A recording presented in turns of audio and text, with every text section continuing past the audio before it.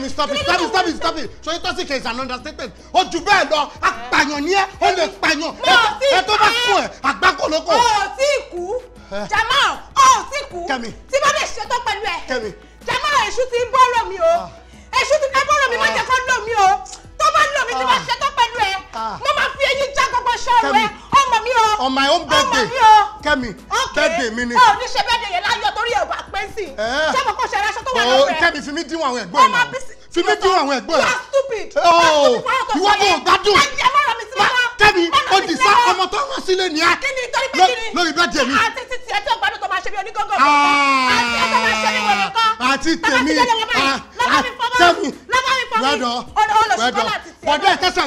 Bọ̀dá ẹ̀ tẹ́sán dùn tó ń ṣe fíìmù kí ni mo fẹ́ ṣé mo fi bú ní. Ṣé ẹsẹ̀ ń dùn èmi? Sáà ni ó ṣáà blow. Kò blow. Ṣé wọ́n blow kò blow kárí ẹ̀ tẹ̀ ń sọ fún pé blow. Ẹ̀yin tẹ̀ ń pọ́lé. O ti rí mi àbúrò celebrity o fẹ́ gbẹ́ náà. Ayé bá mi kárí. Bí o tó ṣì dànù. Bọ̀dá ẹ̀ wo. Wọ́n blow tó padà lọ ṣe shoemaker. Ṣé wọ́n ní shoemaker ṣe láyé? Ṣé bàbá ẹ̀ ní ṣe gidi ṣe? Ṣé mi ò mọ bàbá ẹ̀ ní? Mi ò mọ sọ́ọ̀rì bàbá ẹ̀. Listen, Kẹ́mi, let me tell you this. Màá gbọ́ gbogbo tó ń ṣe yìí. Òun wájà ni. Mo ò dẹ̀ ní bá ìjà Kẹ́mi. Mo ti sọ fẹ́ tẹ́lẹ̀ pé mo ṣe tán pẹ̀lú ẹ̀. Okay, mi ò ní bá ìjà. But this is it. Kẹ́mi, listen and listen to me. It is my birthday and I will do it the way I want it. Okay, now, ṣé mo máa káwọn ọ̀rẹ́ mi jọ kí n máa ṣe gay party ni? So kò yé mi nígbà tó ní kí n má kọ́ mi. Ẹ̀wọ̀n lọ́gùn gay party ìjàmbá, am I not a lady? I'm enough. Mo ti tọ́. Okay. I will entertain them and we will be fine. No, Kẹ́mi dẹ̀ gbọ́ ẹ̀ dáadáa. Okay, you entertain my friends, abi? Kẹ́mi ní ṣìnà. Wàláhì ọmọ yóò. Kẹ́mi sọ o tiẹ̀ ti ní coach lórí àwọn ọ̀rẹ́ mi. O wá fẹ́ tẹ̀ káàsì àbí? Okay, ọ̀rọ̀ ẹ ṣẹ̀ṣẹ̀ yé mi ni. Tó bá jẹ́ kó tó ń ka ẹ lára mi yẹ kó lé. Mo ò ní wọ sexy gown lọ́jọ́ yẹn sọ́rí irú ilé tí mo kó sí. Búbù. Mo máa wọ̀ a dẹ̀ máa ṣe pátì yẹn a dẹ̀ máa enjoy ara wa. Ó ní kálukú á dẹ̀ máa lọlé wọn. Ṣojú bẹ́ẹ̀ lọ ni. Kí ló dé? Mọ́mí ọmọ ìdá. Sọ́rí bí mo ṣe ń mí. Kó tó pa mí ni màá pa ẹsẹ̀. Kẹ́mi máa jẹ́ kó máa jẹ́ lójú sẹ̀. Kó tó pa mí ni màá pa ẹsẹ̀. Kẹ́mi ọmọ mi. Kí ló fẹ́ ṣe? Ọmọ tí mo lè ṣe. Kí ló fẹ́ ṣe? Kẹ́mi o mọ̀ pé tí n bá bọ́ ìgò lójú. Tí n bá bọ́ ìgò lójú Kẹ́mi. Tí n bá bọ́ ìgò lójú. Kí ló fẹ́ ṣe? Kẹ́mi má tó bá bọ́ lójú kó sí bọ́ bàtà lẹ́sẹ̀. Kẹ́mi tó bá súnmọ́ mi ju bó ṣe súnmọ́ mi lọ wà ní problem. Kí ló fẹ́ ṣe? Kẹ́mi tó bá. Kí ló fẹ́ ṣe? Kẹ́mi ò súnmọ́ mi. Ó yá pa mí gbà yẹn. Kẹ́mi ò súnmọ́. Pa mí. Ọ̀dẹ̀. Pa mí ṣòkúta. Ọmọ àyìnbá tó jẹ́ kọ́tà ń so olówó. Òkú mọ iye. Wèrè mo máa yẹlẹ̀ náà wọ̀nyí. Òkú ni ẹ̀ ò mọ̀ ẹ́ tó ń dàgọ̀. Òkú ni ẹ̀ mọ̀ ẹ́ tó ń dàgọ̀. Tí n bá bọ́. Okay. Orí mi kan tó fẹ́ mi. Kò sọ àlọ́. Kẹ́mi ṣe bọ́ rí pé mo ṣe Ẹyin mọ̀. bá bọ̀. Kẹ́mi Wọ́n máa ṣe wèrè fún Kẹ́mi ó fẹ́ ní problem láàárọ̀. Ọ̀rẹ́ máa balẹ̀ sí. Ó fẹ́ ní problem. Ìwọ àti ní problem ọ̀rẹ́. Orí. Jẹ́ kó fún. Kẹ́mi listen. Sọrí pé mo ti bọ́ everything. Ṣé bọ́ rí pé mo ti bọ́ everything? Ó rí pé mo ti bọ́. Èmi náà kò ní fún ẹ. Mo máa ṣe wèrè fún ẹ máa fi ẹlẹ́yẹ sí. Ọ̀dẹ̀ ní owó ẹ̀ka máa bá ìjà ni. Mo ò ní bá ìjà. Mò ń wọlé lọ́sìn mo ń lọ sùn. Tí n bá jí. Kẹ́mi tí n bá jí. Ọ̀lẹ́ ni ẹ you are a coward. You are a coward Jamal. Ọ̀lẹ́ ni ẹ kò sí kan tó lè ṣe. Tí wàá pé mo kì í jà. Tìbí nìkan la rí ẹ sí. Tí wàá pé mo ń jà. Kò sí kan tó lè ṣe. No, tó bá fẹ́ kí n bẹ jà mo lè bẹ jà o. Sọ̀rọ̀ ló fẹ́ lọ sùn. Ṣé èmi àfẹ́jọ ní jà àṣẹ ní confrontation rí? Ṣé mo lu ẹrí ni? Ṣé mo fẹ́ fa aláàbí? Àlọ́. Pa mí ṣòkòtò.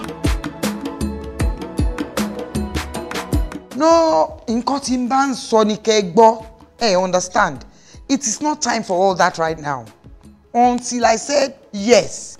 You won't tell me what to do. You're not supposed to tell me what to do. Yes. Nígbà tí n bá ti ń sọ nǹkan fún yín, ó yẹ kẹ́ gbọ́. No, don't say that to me. It is very rude for you to tell an elderly person pé kí n take it easy or kí n slow down. Kò ń ṣẹjọ́ yín. Because ọmọ tí ò jẹ́ kí n rọ́rọ̀ sọ náà ló fa gbogbo eléyìí. Because tó bá jẹ́ pé ó gbọ́rọ̀ sí mi lẹ́nu ni, it won't get at this point that you now be the person dictating to me. You can't dictate. You will do what I want. Yes. Barrister, nǹkan tí mo fẹ́ lẹ máa ṣe sẹ́. Kò sí problem ọ̀rọ̀ ẹ má bínú yẹn kò work.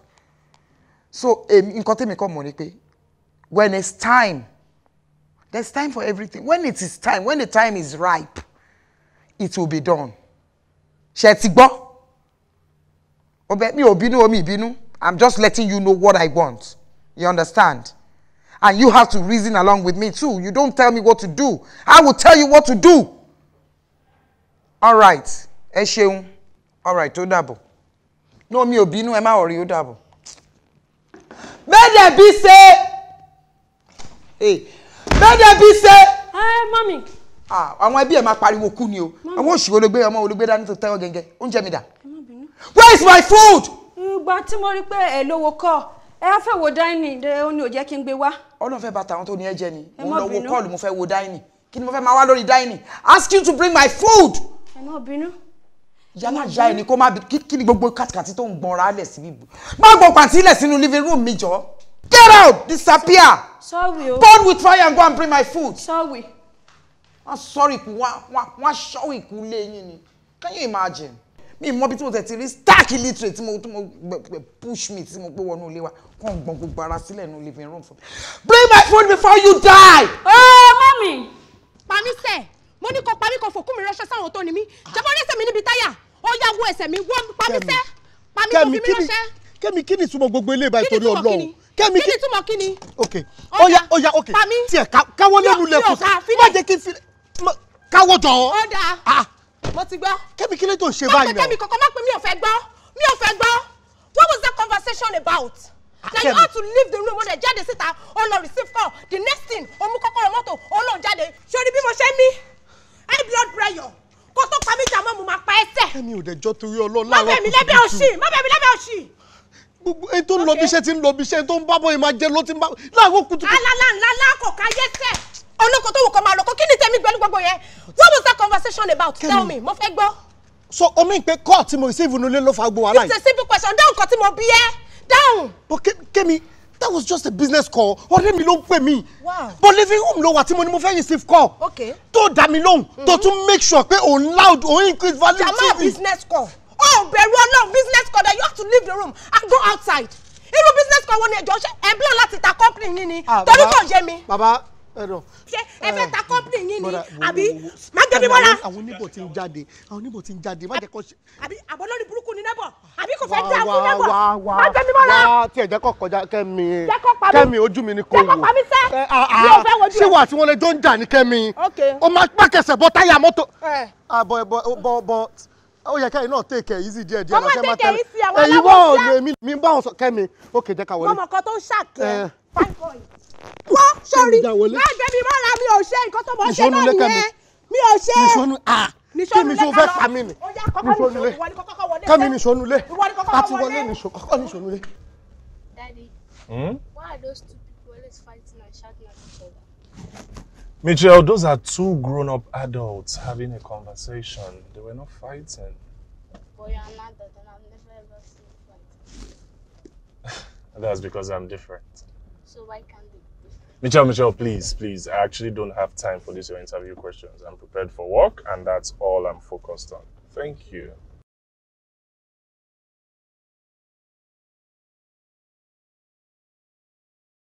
Daddy, see it, Auntie.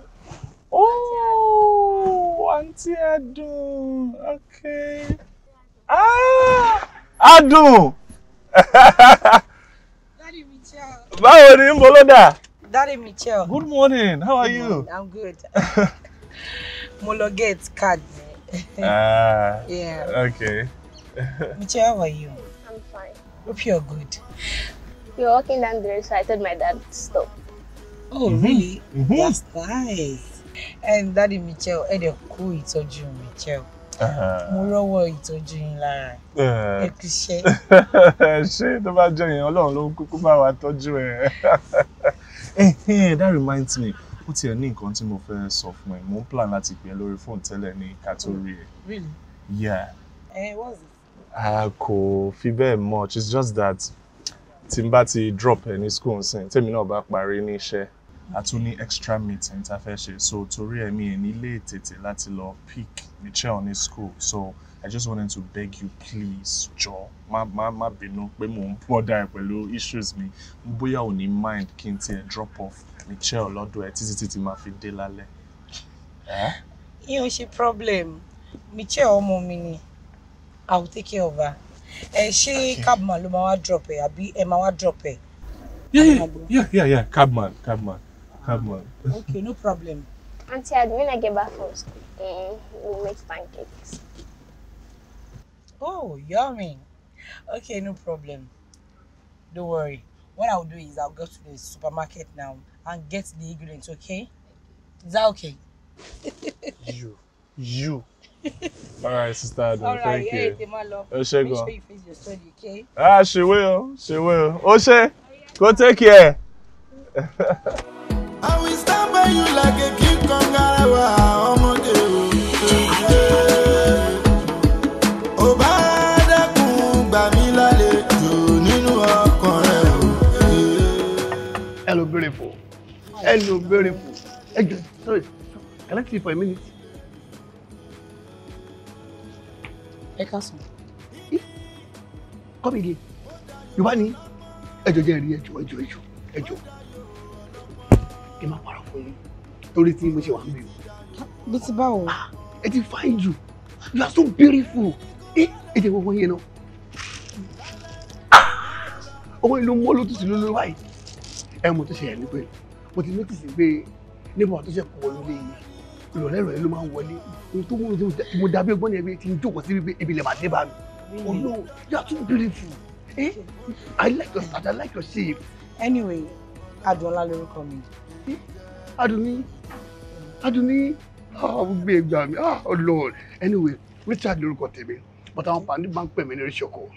What if you want to call me, can call me anyone you like. Just choose one. Okay, Uncle Richard. Richoko, sister. Okay, Richard. Oh God, oh my Lord. You know what we do for me now? Yeah. Ó jẹ́ ká yìí máa sọ̀rọ̀ lọ, but kò tó ṣe ẹni pé àwọn àbúrò mọ̀ sí mi, àwọn àbúrò mọ̀ mi wà nílé. Okay. Mo kò fẹ́ kẹ́ ṣe fún mi ní pé ṣé mo lè ní nọ́mbà yìí lọ. So I can be able to call you tó bá ti lọ tán. Let me give you. God. Richard! Whose bra is this? But we need laundry, because this is not mine. But your size me like a black bra. Tell me. Hello, Uncle Richard. Ṣé àbúrò mọ́mì tẹ̀ sọ yẹn ni? Èmi? Àbúrò mọ́mì ẹ̀? Kí lẹ ṣe ń bì? I'm sorry. Get out! Sorry. Richard! Baby. Àgbáyà ni ẹ. Calm down, pariwo na. Baby, calm down now. Ó ti pariwo. Ọmọ torí neighbor mi ni. Mo tó bá gbọ́ jẹ́ kó sọ̀rọ̀ dáadáa ni. Wàá mọ̀ nǹkan tí mò ń sọ. Nǹkan tó ń tà sọ wípé ṣé neighbor mi pé àwọn àbúrò mọ́ mi tí mò ń sọ ni pé àwọn náà ní báyìí ọ̀rọ̀ yẹn náà yín sọ̀rọ̀ bọ́ alẹ́ nu ẹ̀. Richard ló ti parọ́. Mi parọ́. Baby, kò gí ni bra ọ̀lẹ́lẹ̀ má gbèsè lẹ́nu náà. Mi mẹ́tò ni bra yìí sẹ́. Baby, I tap for Baby, o ti ń ké o. Baby, o ti ń ké o. Baby, o ti ń ké o.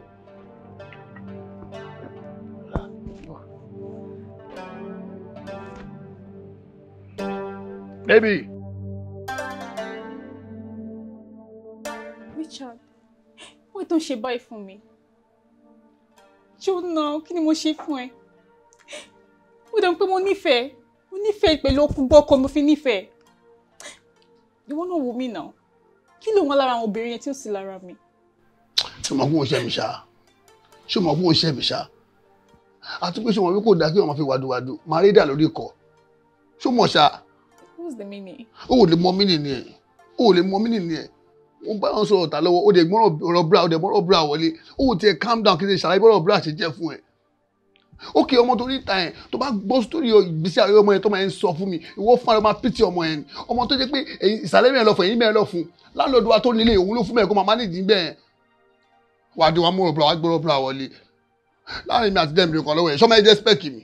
Ṣé tẹ́sítì mi lọ́mọ ẹ̀? Mi náà wò náà because mo pé o like obìnrin tó dúdú. Tàbí tó sọ̀rọ̀ tó bá yẹn mo mọ̀. Mo bẹ tẹ̀lé wa ló ń para. Bra wọlé bra bá wò. I'm sorry. Lébi èlò ń jọ. Ó ṣe mí o. Ó ṣe mí gan o. I'm sorry. I'm now. Tell you, my love, I can't do that to you now. We can have been on the you are confirming me peg leg. Who they see that now? Ijisha. Mommy. May they be say. Mommy. You guys know I don't joke. Bobo, mommy, that you're making faces. I don't care about the both of you. Ijisha! What were you doing in our room? I saw you via my CC cam monitor on my phone. Yes, you were there for 59 minutes exactly. Kini got on shame, you're mad. What is the stretching? Actually, it's a big new Mokola, you penny. Egi kan rẹ́jú bẹ́ẹ̀ fẹ́rẹ́. Ojú ẹ̀yẹn máa fọ́ bó ṣe rẹ́ sílẹ̀.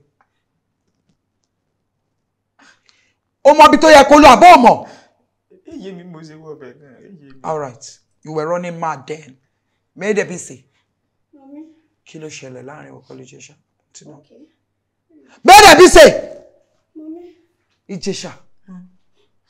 If I ask you for the second and the last time and you don't talk, you know the CSO. You know what the CSO can do? It will double you up and pieces you. CSO! Okay. Bow. Yeah. Nuisance. Oh, mo pe mo rí wọn lórí CC cam. Kí ló dé tó wo cam ẹ?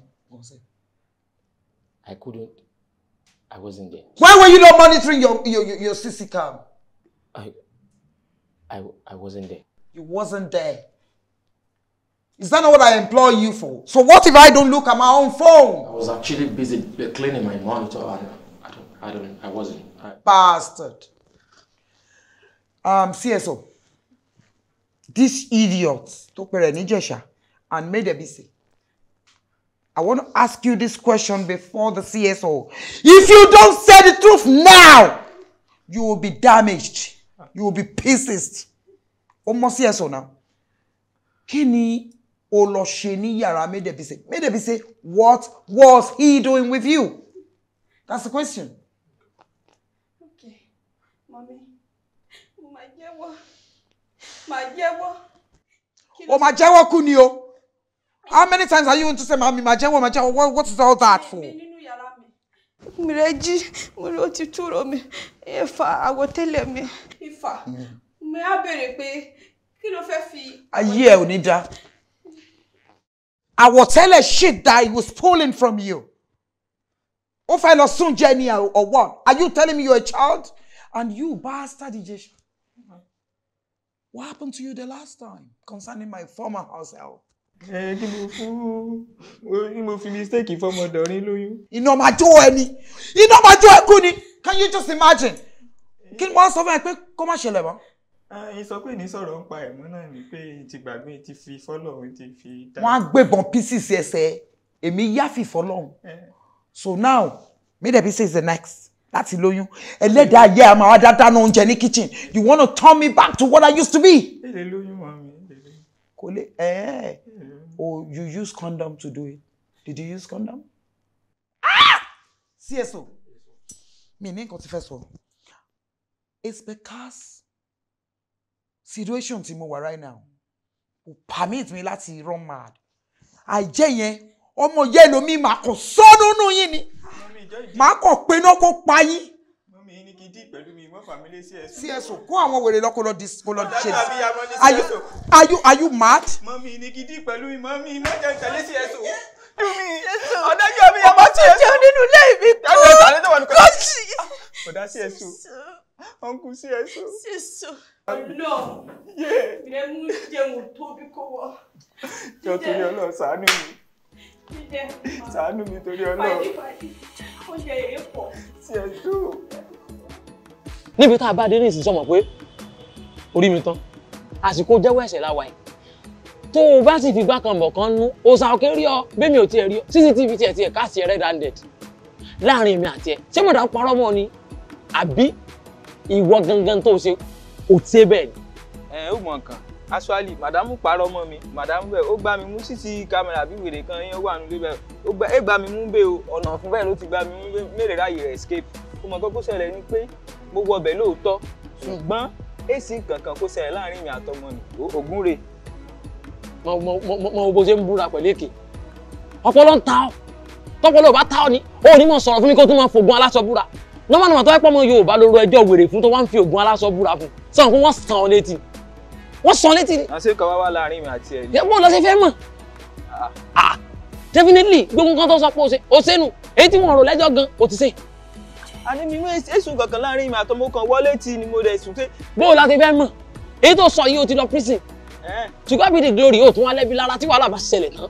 tí wọ́n làbá ṣẹlẹ̀ tán ìwọ náà ló fún orí ara ẹ kó ẹni tó rán lọ station òun náà ló tún wá gba bẹ́ẹ̀lì ẹ. apá fi fámìlì mi sílẹ̀ mo mọ̀ mí ilẹ̀ bí ẹ̀sẹ̀ náà ẹ̀rọ yẹ kan ti gbọ́. máa fọpọ́ lọ sí gbogbo nǹkan tó bá ń ṣe o ìlú rẹ jìnnà síbi táwa máa fọpọ́ lọ sí gbogbo nǹkan tó bá ń ṣe o lóòótọ́ bó ṣe ó kù àmọ́ actor ló ń ṣe wàhálà o ìwọ náà gbọ́ pẹ̀lú petition tó bọ̀ kọ fún ọ oníṣẹ́ ló ń fọ́ pátá mọ́ òun dì do you want to hit her pant. méje pátá rẹ gbogbo yé ni ṣé sí kámẹ́rà gbé yé ni o kámẹ́rà gbé pé mo fọ́ pátá mọ́. ṣé o deny nígbà tó ń sọ you don't deny ọwọ́ sọ pátá ọmọ ọlọ́mọdé palliative ó bẹ̀rẹ̀ sí ní ìfàsọ́fẹ́ jẹ ni.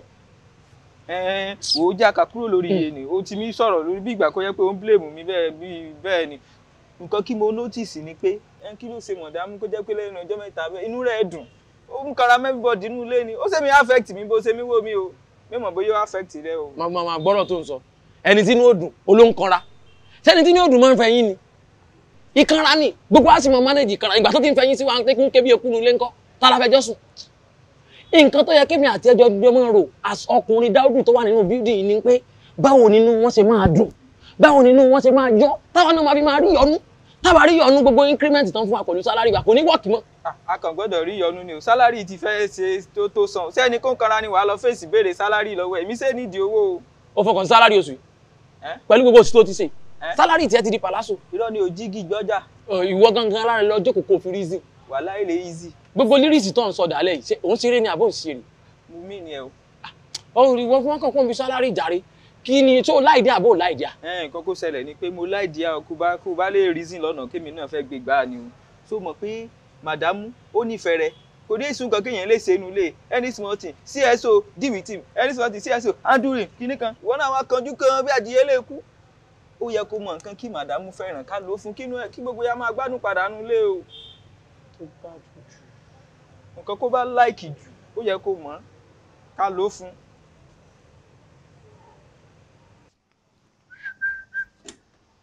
Oh my God. Hello, hold on. Hi. Hi. Sorry to stop you. My name. Good morning. Good morning. Pretty good morning, gorgeous. Good morning. Well, my name is Jamal. Ibi tí mo gbé ní mọ́tò mi nìyí. My name is Adunla. I stay at the BQ here. OMG. Adùn ọlá. Adùn tó wọnú ọlá tó ń jẹ́ kọ́lá dùn. Good to meet you. Thank you. Because mo ti ń wojú ẹ lẹ́nu ọjọ́ mẹ́ta náà mo ti wọ́n wọ́n pé ó dà ń pé inú ilé yìí ló ń gbé bóyá ó ṣe kó débí ni dó mò ń jáde. Àwọn tó wà nínú ilé gan máa ń wò pé bí mo ní ìgbéraga ń gbà mí bọ̀ kò ń ṣe ìgbéraga mo kàn máa ń decide pé wò I just don't want to talk to people but kò ń ṣe bí irú ìwọ you know. So where are you off to? I'm going to the office. Office? Yes. Kí ni mo wá ń ṣe?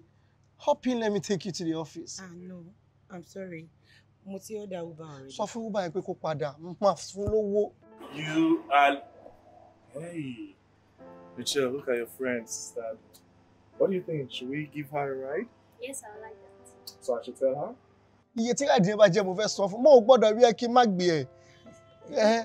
Jẹ́ kí n. No. As a matter of fact, sorry, excuse me. Directly from your favorite, Michelle, or Sopeka for any lift. Stop my mind. Oh, Michelle, báwo ni jàre? All right, is that a yes? Yes. All right, thank you very much. Bro. Excuse me. Can I see you, please? Yeah. Yes. Make sure she's comfortable. Right. Thank you. So you were saying? Yes. I'm on chat to someone. Bo, no be so now. Well, good morning. Good morning. Okay. But Bo, yeah, good morning. Calm down now, Baba. What you? No be fight matter, but Baba, what you do now no make sense now. Sorry to use that word. I'm sorry, but you saw me talking with that babe now. Oh, you were talking to her. Sorry, excuse me. Let me make sure she's fine. No, please make sure she sits comfortably. Right? Is she good? Okay, I'll be with you guys soon. So, Mr. Man, you were saying something. I was saying I just saw Rombi, and you just came and you took her away. Okay, and sorrow tell her. Sorrow. Ẹ má bínú, ọ̀rẹ́ Michelle. Torí best friends làwọn méjèèjì. Wait. Michelle àti Adùn. Yeah. Best friend. Nígbà wo? Funny enough. Nígbà wo l'Adùn kó dénú ilé yìí? Bro, I just told you they are best friends. Can you just take that? Thank you. Baba, don't be. What do you do now? Pay me o. Normal me. Èmi o. Yeah. Ká nígbà tí mo ṣe máa ń fa wàhálà ni. Ká kọ́ gbàgbé ẹ̀ ṣá. May we just forget the thing. No. Tá bá gbàgbé nǹkan ìgbà tó máa ń fa wàhálà kí ló máa ṣẹlẹ̀? Baba, have a good day, jare, Baba. No. Remind me ìgbà tó máa ń ṣe wàhálà kí ló máa ṣẹlẹ̀? May we just forget time.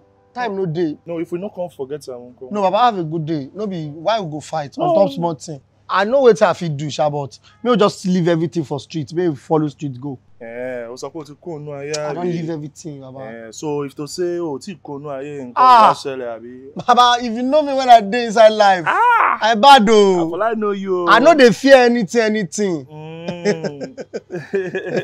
Yeah. So like this, kakọ gbàgbé àbí? No, may just forget things. Okay, just torí Ọlọ́run tá bá gbàgbé nǹkan akọfẹ. No, you no need to dey use hand as Monday morning. Na why fight for Monday morning? Baba, I just dey hail you, shall you be? UK dey hail me. I dey hail you, Baba. No, èmi kò fẹ́ sọ fún ẹ pé sórí táyì mo lè sáré bọ̀ ṣẹ́ẹ̀tì má kò já bọ́tìn. Why, Baba? On top wetin happen? Ṣọ́ ara wa ó ti yẹ. Á lọ máa ro. No, ṣebí neighbors ni wá náà. Okay. Which kind of chatting be this? Which kind of thing be this?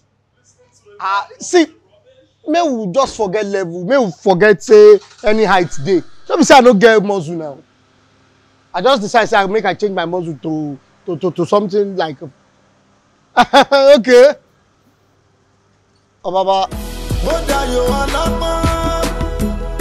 Ó dayọ̀ ọlọ́gbọ́n. Ọ̀rọ̀ yìí ti dayọ̀ ọlọ́gbọ́n. Èmi ni kò bá lọ. Láíláí kò lè bá wọ lọ. Èmi ni kò bá lọ. Ìwọ wo? Tàwa ni kò fojú jọ òfin. Ó dọjà òkùnkùn.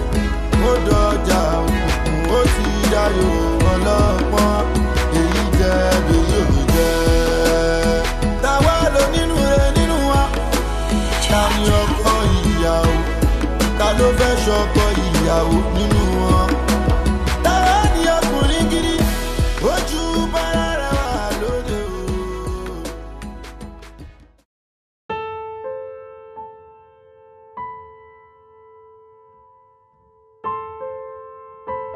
Tiara. Why did you call my name? You want her to know I'm leaving. And if she does, what exactly are you scared of?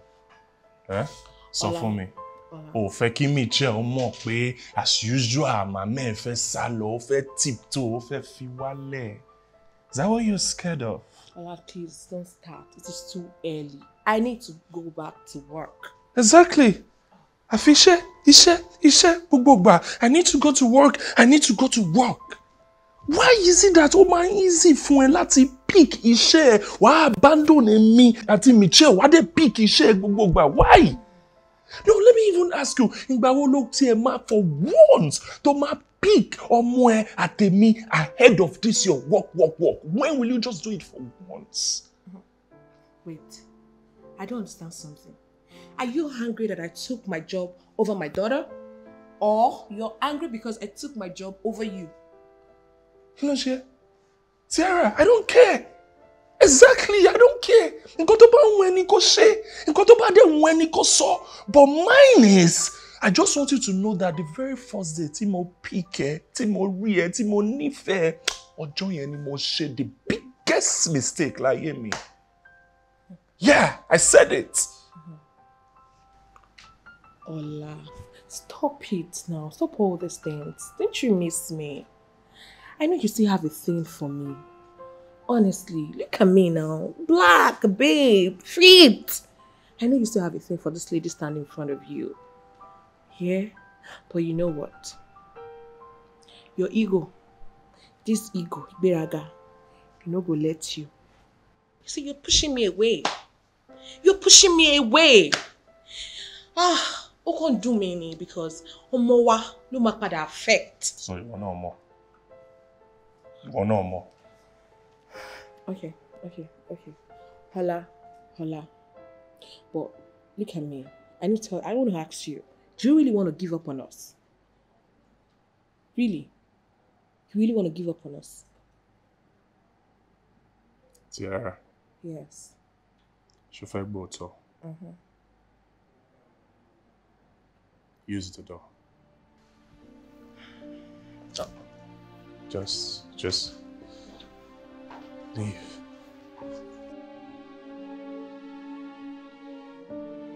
Adu, mo nífẹ̀ẹ́, mo lè parọ́ fún ẹ. Bó ṣe wà nígbà tó ti kú ọdún lẹ́nu, lójú mi ti wà lára ẹ̀. Ọlọ́run, Adu bó ṣe wà yìí, mo lè parọ́ fún ẹ bó ṣe wà yìí. Fẹ́ sọ ẹ́ ìyàwó lé mi. Mo fẹ́ kó bímọ fún mi. Mo fẹ́ kó mọ̀ mi ní photocopy, mo fẹ́ kó mọ̀ mi jó ẹ Ọlọ́run. Bó ṣe wà yìí, Adu tó wà lára mi ò tó. Ọlọ́run fẹ́ kó bá ń fàdùn kún ni Ọlọ́run, Adu ọlájọ. Uncle Richard. Kò sí kò tí mo lè ṣe fún ẹ tán, kò sí kò tí mo lè ṣe láti fi fẹ́ ẹ. Mo fi Ọlọ́run lédè máa mo fi búra fún ẹ. Uncle Richard, ẹ ti gbàgbọ́ wípé mo mọ̀ pé ẹ ní girlfriend yín tó máa ń wà yẹn. Eléyìí tí ó bá mi bíbá yìí lọ́jọ́ yẹn tó mú brada ní ẹ ti gbàgbé. Wẹ́rẹ́ yẹn, kí ló ṣe girlfriend mi o? Really? No, she's not my girlfriend. Ọmọ àdúgbò ni, owó bá mi faṣọ ni, òun ló wá fi rí bra àbúrò bọ́ mi tó múlẹ̀ ó wà nílé ìjọ yẹn bí ìfẹ́. Ó fẹ́ fẹ́ mi náà, ó ṣiṣẹ́ sí mi bọ̀ tí mo kò ṣe spẹ́kì mi. Ọlọ́run, ọmọ àdúgbò ni mi kò fẹ́ jẹ́ ọmọ kan ọ̀nà obìnrin tábùtàbù lè máa gbá etí ẹ̀ lójú ẹ̀ ni mi kò fẹ́ ṣe bẹ́ẹ̀ because wọ́n ní mo respect. Mi fẹ́ kó máa ní kó ní arrogant ni mi ìdẹ̀wọ̀ arrogant. Ó lè kí n gbá etí ẹ̀ ń jọ yẹn ni. Okay, now I understand. Ẹ fẹ́ girl yẹn. Mi ìfẹ́ I swear. No, mi ìfẹ́. Ọmọ àdúgbò la. Àní kò kì í ṣe spẹ́kì mi sí ẹ́. Dákò tóbi báyìí, kọlu ẹ̀rí báyìí. Bóyá ṣe gbogbo tó tọ́ ló tọ́ báyìí ni spẹ́kì mi ni. So you are my spec. Ẹ láìkó obìnrin ní omi lára. Kò lẹ́yìn, kò níwájú, kò everything. I'm telling you, àdùjọ tó lọ lóhùn àdùjọ. It's true. Ajẹ́ndọ̀ balẹ̀ ìyàwó mi ni ẹ̀. Okay. Kinto grand wish yín. Mo ní dẹ́ pè yín. Má ṣe. Are you sure? Mo kò tí mo sọ fún ní kò sí tí mo lè ṣe fún ẹ tó bébì. I will do anything Adu. Mo tó bá ti mú ẹni kò béèrè kò sí tí mo lè ṣe fún ẹ náà. Kò sí kan láyé yìí. For real? Oh, I will do anything. Okay. Sorry, sir. Sorry, sir. What is that? It's fly. I think it's fly. Okay. Yeah, it's fly. Mo gbọ́. Mo kò ní dẹ́ pè yín. Sorry. Àrẹ̀rọ pẹ̀tẹ̀pẹ̀tẹ̀ báyìí ni. Uncle Richard, I swear drama king ni ẹ̀wẹ̀ ń ṣe. Àti ni mo rí di school. Ọmọ tó ṣẹlẹ̀ tẹ dáadáa ọmọ tẹ ẹkọ mú nǹkan náà ọdún sẹ́ni tí mú nǹkan. Beautiful girl. Yà mo ń gbẹ. Kí ni mo lè ṣe fún ẹ tán? Ṣé rí help tí mo ní ìdíṣẹ́? Ibi tí mo ti ń ṣiṣẹ́ yẹn, owó tí wọ́n fún mi kò rí lè wá òkè fún mi. Iṣẹ́. Yes. Iṣẹ́ lásán. I love you. Just say I love you too. I love you. Don't worry, just let me get the work. Kò síbi tí mo ti léyàn. Really? Kò síbi iléeṣẹ́ tí mo ti léyàn. Mo ní kápìn bí tọ́jú ṣe mí lò lọ́dún ṣe family biscuit. Kò síbi tí mo ti léyàn sẹ́ẹ̀. Mo léyàn First Bank. Àwọn Lékè Adésanya First Bank lọ́dún iṣẹ́. General manager gbogbo First Bank òun Lékè Adésanya. Owó iṣẹ́. Má pe ogun wọn sí ma speaker ló máa wà ó. Pọ́n mi nígbà ìwé. Richard, how are you? Any problem? What do you mean?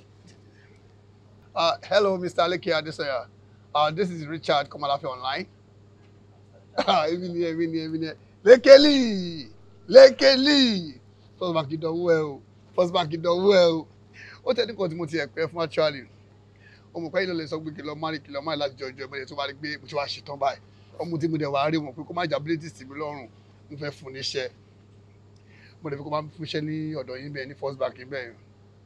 Tó bá dẹ̀ fẹ́ bá mi fún iṣẹ́, má fún iṣẹ́ ní àwọn customer service o. Operation manager tó máa bá mi 400,000 bẹ̀rẹ̀ fún. Mo tó máa fi lo bí àbí oṣù mẹ́fà ẹsẹ̀ ní 1 million àbí. Okay.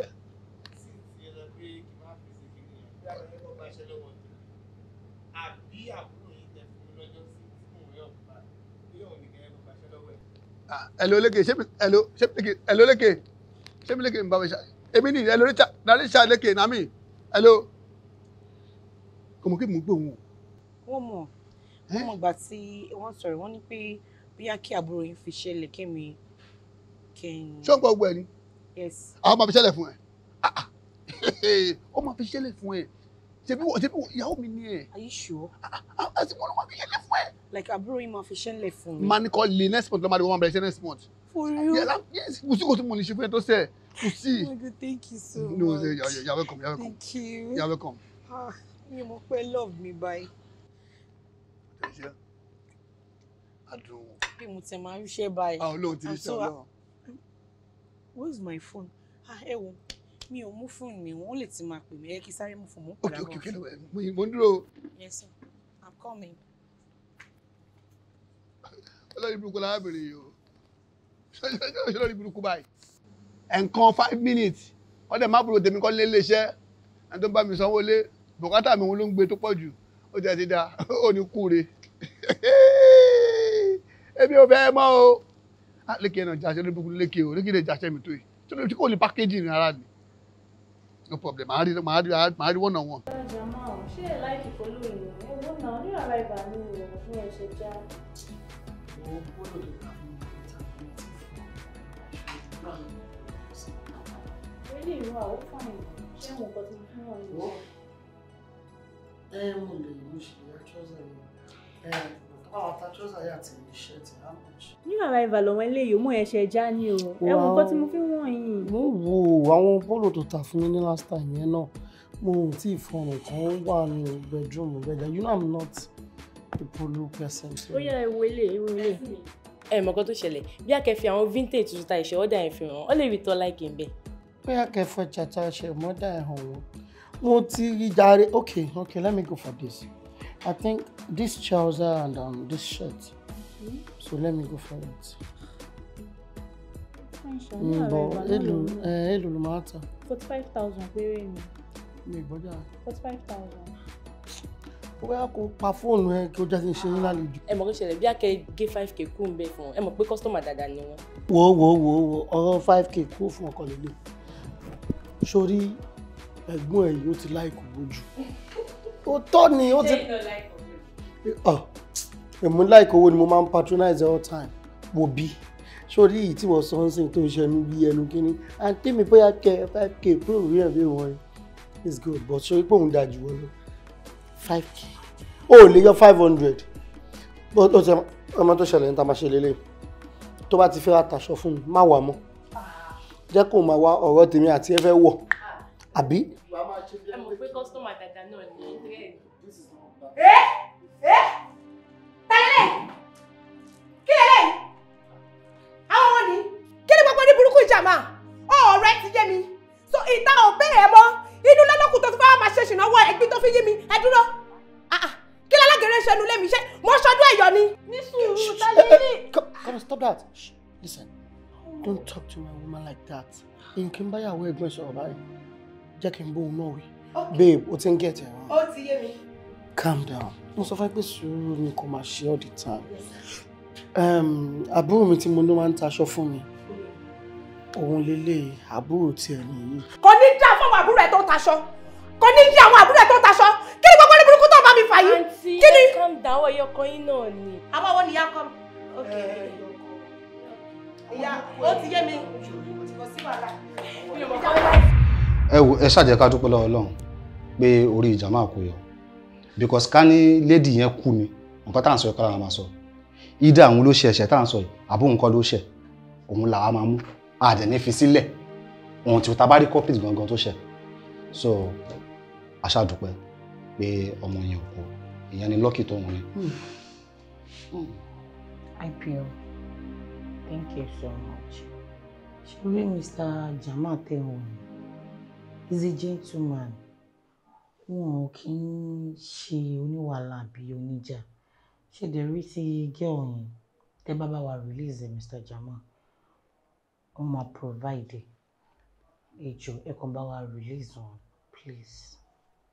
Ẹ gbọ́ ṣé ká release ẹ because ìgbà táwọn dé èmi insist pé mi ní sọ anything àfi tí ẹ̀yin bá dé pé kọjá kẹ́dí ká lè jọ ní discussion yẹn papọ̀. Èmi àti wọn ti sọ̀rọ̀ tẹ́lẹ̀ àwọn náà dẹ̀ sọ pé àwọn ti accept àwọn fúnra wọn mọ̀ pé Mr. Jamal kì í ṣe oníwàhálà mo dẹ̀ ti wá síbí báyìí lánàá wọ́n ní IPO tó wà ní charge case yẹn ò sí around torí náà ni mo tún ṣe padà wá pé káwọn náà ṣe wá bá mi ń bí. Ẹ gbọ́. Ẹ wo Uncle Jamal àwọn kì í ṣe èèyàn bẹ́ẹ̀ yẹn o. In fact mi mọ̀ pé èèyàn bẹ́ẹ̀ yẹn nìyàwó wọn o. Ẹni tí wọn ò tí fẹ́ sílé tó ti ń ṣe bẹ́ẹ̀ yẹn tó bá wá fẹ́ wọn sílé ńkọ́. Ìwọ fi ṣe iṣẹ́ àgbà wa ẹ wá àwọn kan ṣe ṣe bá wọn release Uncle Jamal jù. No problem. If that should be the case, I might need the guarantor kan tó máa dúró fún ọ because ọmọbìnrin tó ṣe ẹ̀ṣẹ̀ yìí she's still on the run. So now a dẹ̀ mọ̀ pé Jamal nìkan ni ó lè bá wa provide láti rí mú. So I might need the guarantor tó máa dúró fún Jamal because ọmọbìnrin yẹn we need to see her. A ní láti ká jẹ́ kó mọ àwọn ewu tó máa wà nínú kí èèyàn máa gbóná ra either obìnrin ni àbí ọkùnrin ni. So ìdí tá fi gbọ́dọ̀ rí nìyẹn, it's not for anything. Mo máa dúró fún I'll stand for Mr. Jamal. Okay. Yes, mo máa dúró fún let me just know what to sign in and I'll do it. Okay. No problem.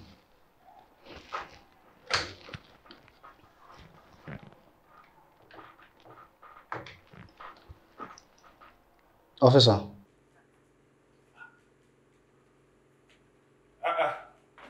You're here playing game and I was looking for you upstairs.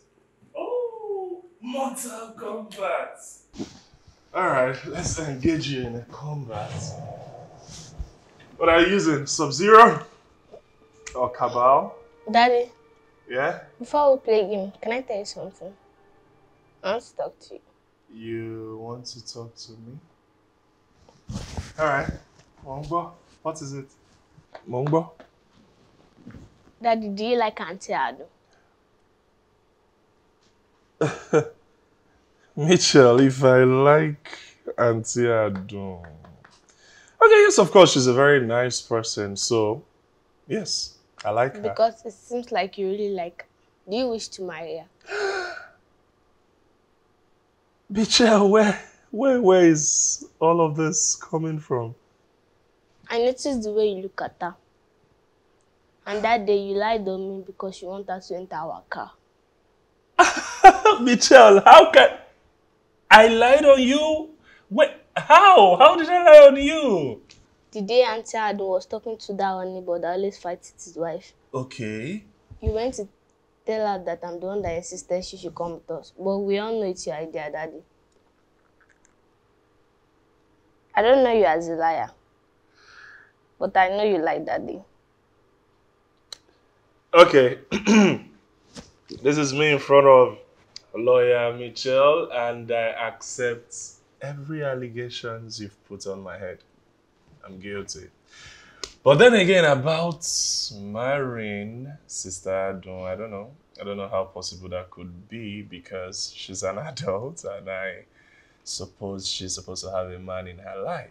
And I don't think it will be easy to persuade her to leave him and come be with me. Just try your luck. You might be lucky.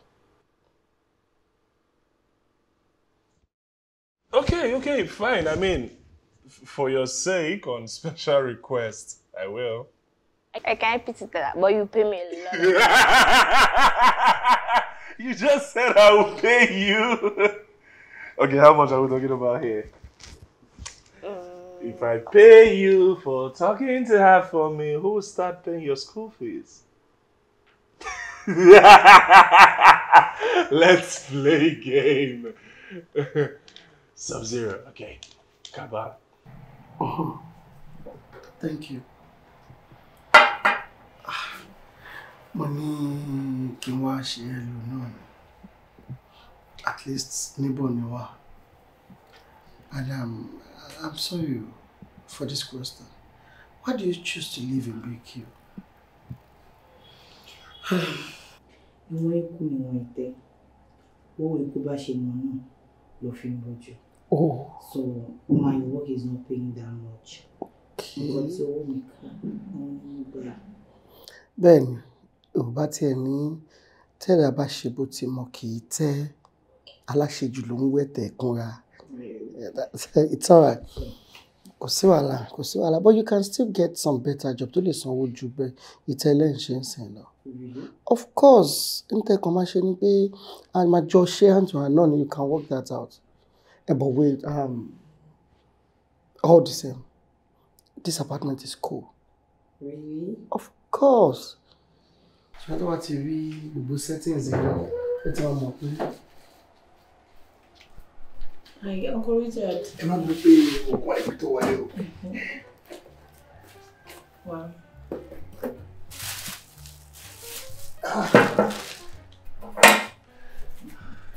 Okay. Ẹ kà sàn. Ciao. Wọ́n lẹ́rìí sí. I'm good. Mo ṣe bọ́ láti ibi tí Ẹyin ni mò ń kí rẹ̀ ṣe wọlé. Ó dá ilé òun, ó dá ilé òun. Mr. Jamal.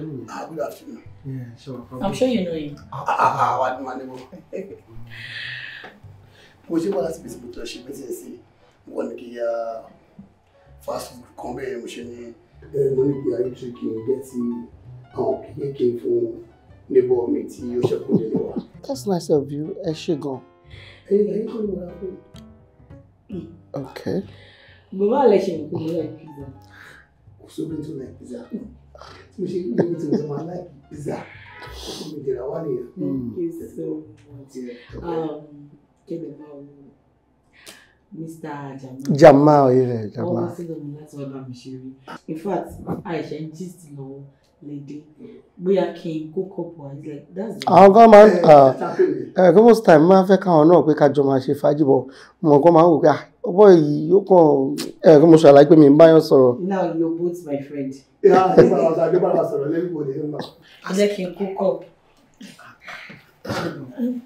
Ẹni kọ̀. Hello?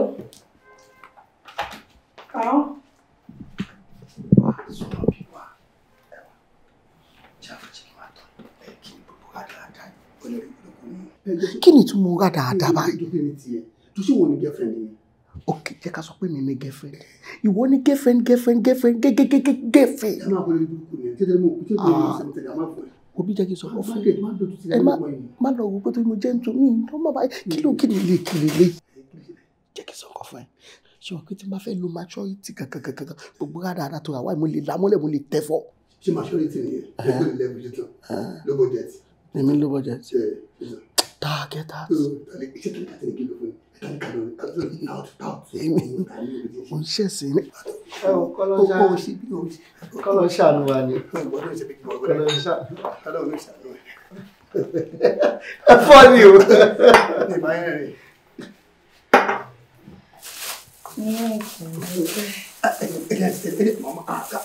Mo láti kí ẹ fún mi máa sáwò rẹ̀. Ẹ fi ilẹ̀ mo ṣe fẹ́ mo fún tàbí rárá. Ẹ jẹ́ kí n kọ́ jẹ bọ́gà. Mo kò bò ìgbó mú àmì. Mo lẹ́ champagne. Ẹ má bínú. Mr. Richard. I'm so caring. Hello Akin. Ṣẹ̀ṣẹ̀ wá ṣe home delivery yẹn. Onírọ̀. Kò tiẹ̀ lọ ṣá.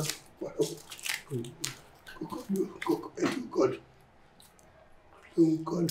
Ṣé ẹ̀ ń jẹ ara yín? Why not? Ṣé ẹ̀yin àti Mr. Richard ẹ máa ń sọ̀rọ̀ tẹ́lẹ̀? Lọ́wọ́ ni ẹ ṣe take it easy tó bá fọ́ kí n. No, bí wọ́n ṣe máa ṣe. Bí wọ́n ṣe ni. Àbúyá àwọn fake ẹ̀. Ọ̀rọ̀ ọ̀rẹ́ fún bẹ̀rẹ̀. Mi gbọ́. Ní ìgbà yín Mr. Jamal. Okay. You guys are funny. No, aláwàdà ni wọ́n máa jọ máa ń ṣe é ní.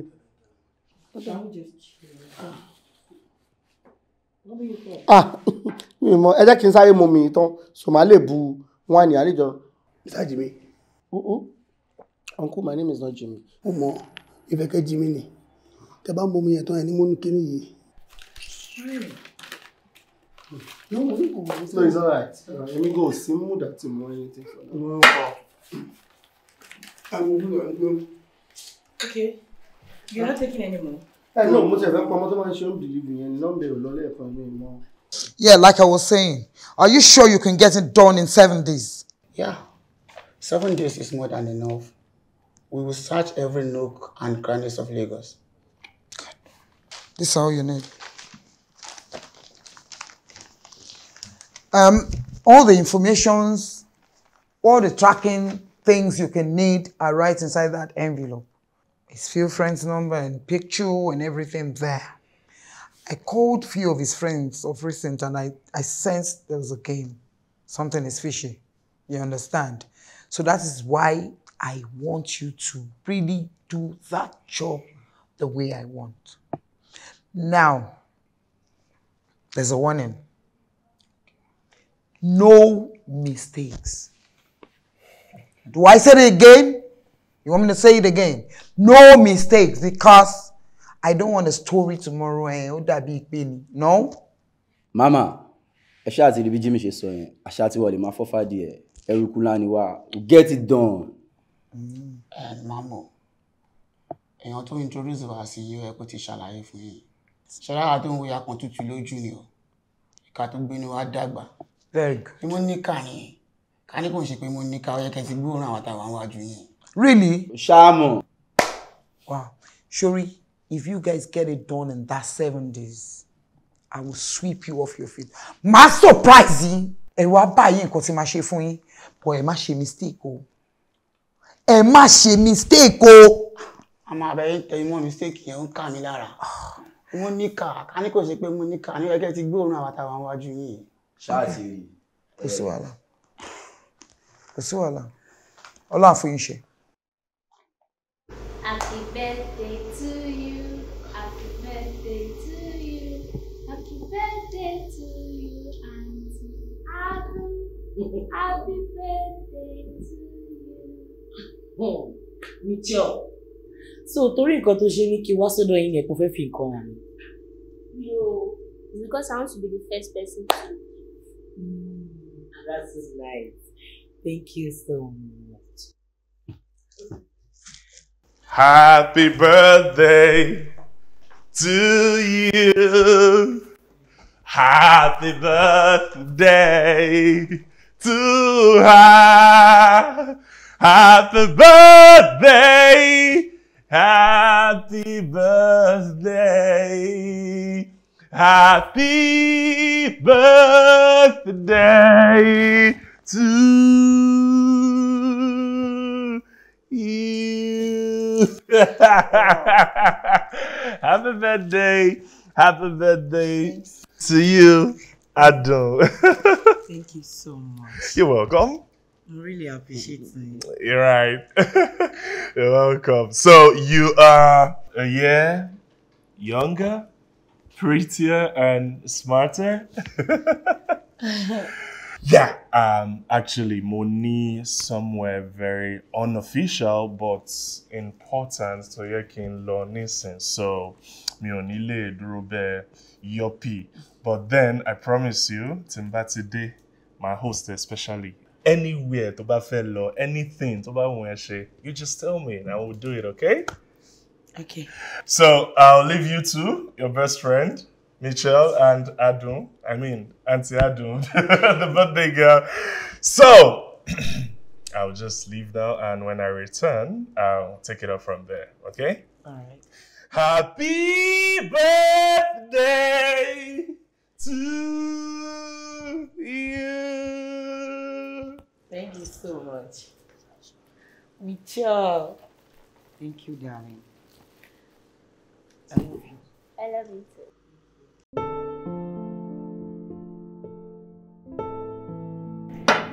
Thank you so much, Remi. I really appreciate it. Láti òdìdí Ifẹ̀. Oh, that's so nice of you. Thank you so much. You're welcome. You look so beautiful. Really? Yeah, you're really good on you. Oh, thank you so much.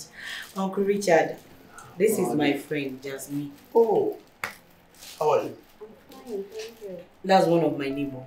Wow. Richard by name. What's the name? My name is Jasmine. Jasmine. Yeah. That's so beautiful. Wow, bless you.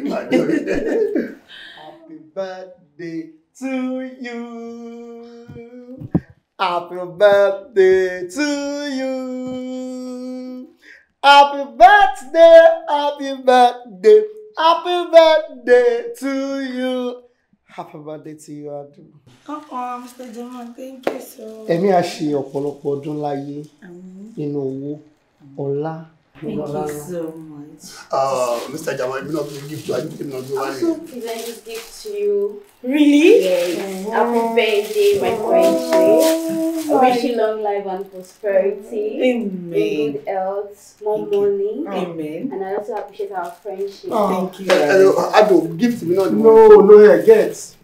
You are welcome, my darling sister. Thank you. Gift me, Mr. No, gift.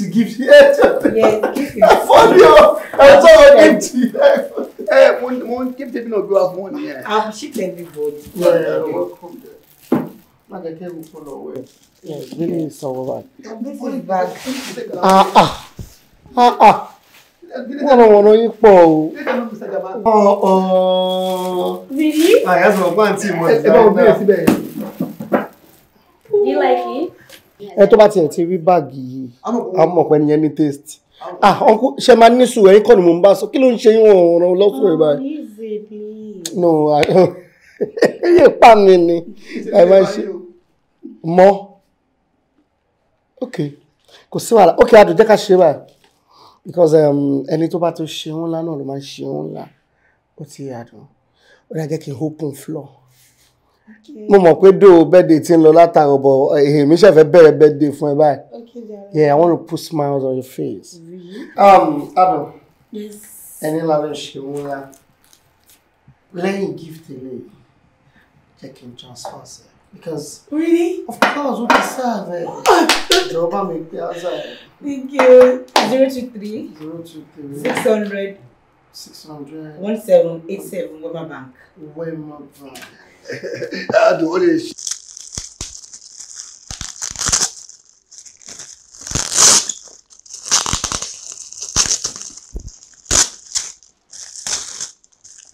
Wow.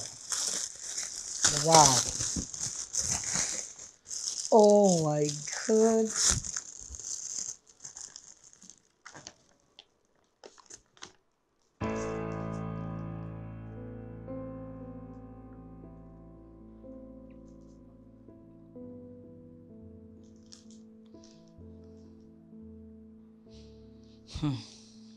Ola, all this for me?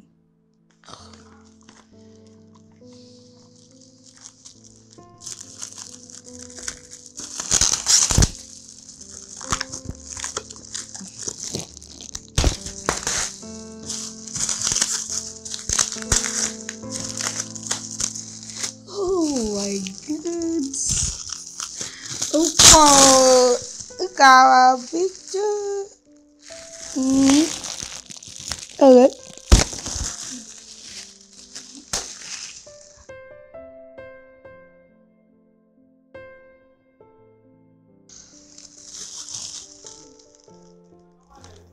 This is beautiful.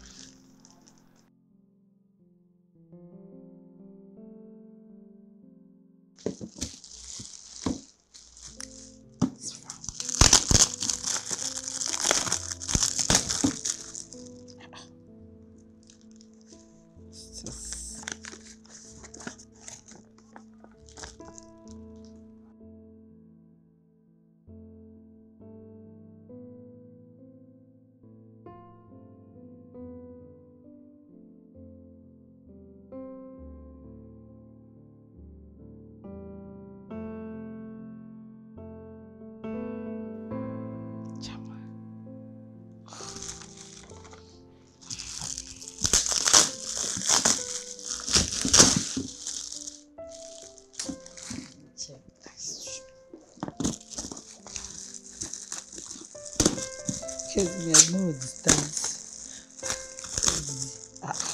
I said it.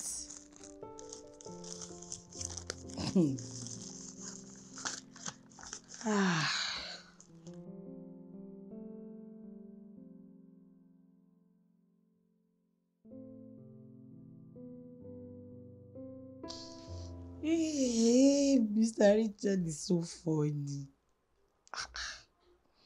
Thank you for your prayer. Wait. Did they plan this? Ẹ mọ̀ tó ṣẹlẹ̀, ẹ má panic. Ẹ mú nǹkan sí mi lọ́rùn ṣe ti gbọ́. Mo ṣe wojú yìí gún régé. No, kò sí kankan tí mo lè ṣe fún yín. I'm a big boy. Sáré bàbá rí sí. Roscoe.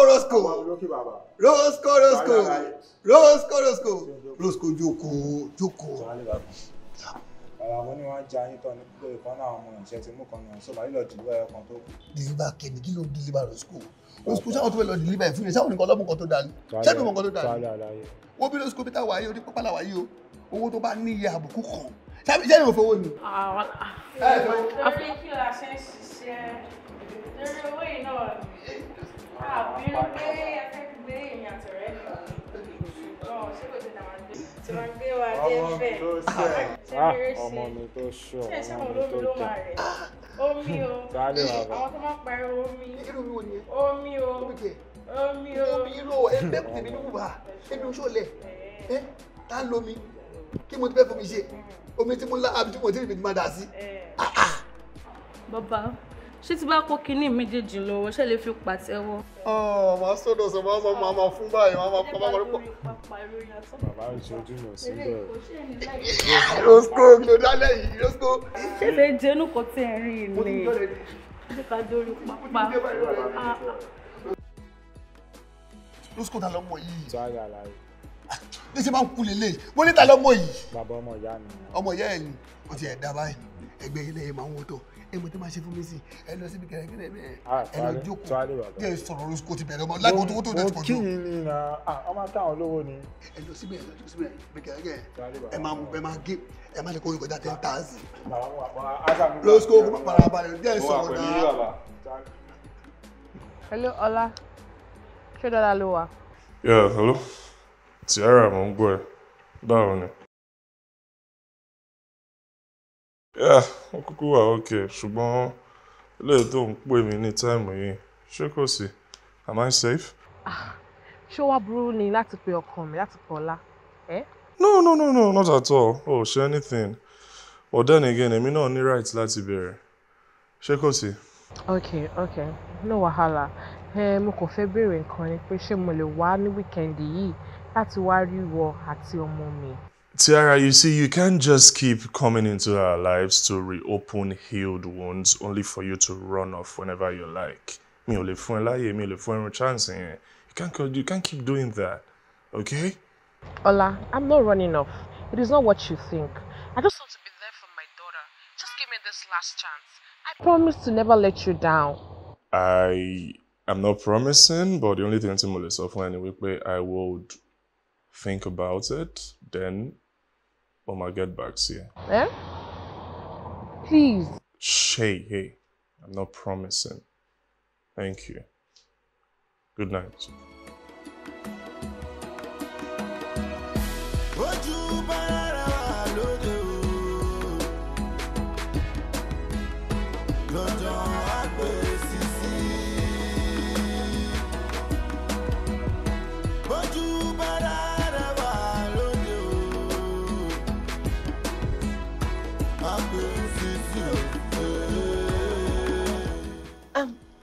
Baby, welcome. Kemi, sit. Okay. Kemi, I'd like to tell you I have just 5 minutes. That is for whatever you prefer about me, so please. Okay, Jama. But at least it's good to see you. Shaking by a get cup. Do you? Kemi, I'm not here for your drink. No, I'm anything be. We were seeing me more respect how to that someone. You know I shouldn't be here. I know, Jama. So please, go straight to the point. Oh, okay. This is it. Like, Jama, mo fẹ́. There is nothing I can say that will ever meet up to the wrongs I have done. Just give me the last chance. A second chance at that, Joe. Wait. Kilo something. Did you just say second chance? Kemi, are you okay? Like, are you normal? Emilo, Kemi, stop here now. Why don't she buy? So you actually expect me can go on pẹ̀lú criminal biwo? Abi can move on pẹ̀lú wanted biwo? No. Why that face? Jamal, no, stop it! Stop! Ma pariwo. Kemi, please, please. Jamal, please. Okay, now, Kemi, let's get straight to the point. Kemi, mo fi Ọlọ́run ọba bẹ̀. Ṣó mọ̀ wípé ó pa ọmọ yẹn tán díẹ̀ ló kù.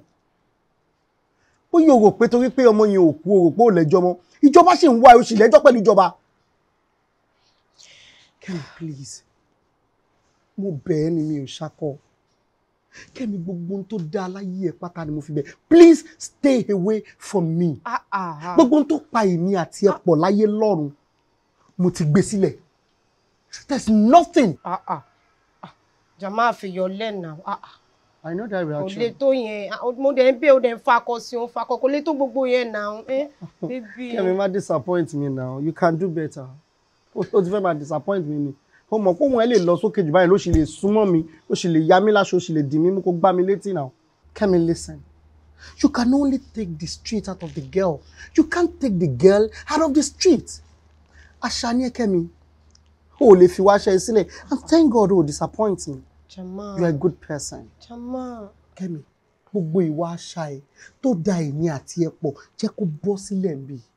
Kemi, mo fọlọ́run bàbá, don't you ever call me again. Jamal, I am done with you. Look, I will change, I promise. Just this last time, mo ti bẹ́ẹ̀ náà. Ìwọ náà ló máa ń tọ́ mi, mo pé mo. Of course.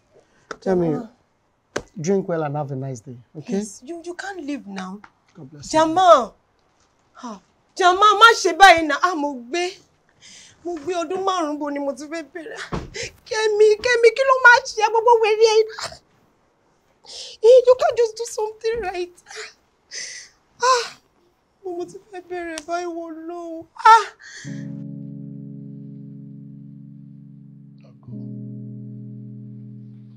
Hello? Alpha, Rachel. Where are you now? Ó bá yẹn ti pick ẹ̀. Ọmọ bó ṣe pick ẹ̀, ọmọ tó ṣẹlẹ̀. Tó bá ti wọnú estate wa. Sọ fún àwọn bàbá yẹn pé ọ̀dọ̀ Richard Dombo Oríṣoko. Yeah, tó bá ti wọlé, ṣáà pè mí dúró pẹ̀lú wọn bẹ̀rẹ̀ nínú estate gate. Èmi àwọn pick ẹ̀ fún ara mi ṣùgbọ́n mi fẹ́ kó stress ara rẹ̀. Á ti rẹ̀ o. Mo ní pé á ti rẹ̀ ṣẹ́, á ti rẹ̀. Máa wọ orí mi náà rí bẹ́ẹ̀. Bó bá ṣe ń dé báyìí, máa fún ẹ ní full body massage. Ọlọ́run. Rachel, that's my baby. I love you. Kudi alágbo, kudi alágbo, kudi alágbo, kudi alágbo.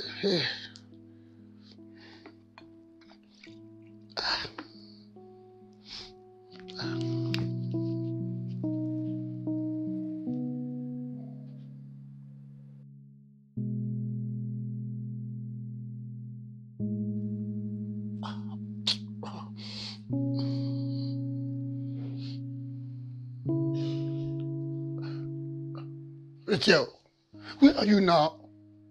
Ó jẹ́ kẹ́ tí wọ́n lọ estate now.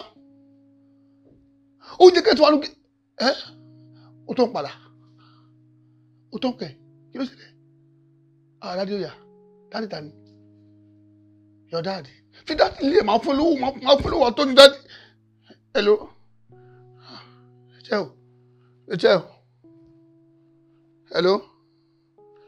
Ṣé bí bá mi? Ọlọ́run kí lágó wíwá tí Ọlọ́run Ọlọ́run kí ni mo gbé tí Ọlọ́run kí ni mo kúra sí torí Ọlọ́run ibo ni wọ́n tún kẹ́ni síbáyé torí Ọlọ́run gbá mi lówó kẹ́kẹ́kẹ́ yìí kí torí Ọlọ́run kí ni mo ṣe báyìí.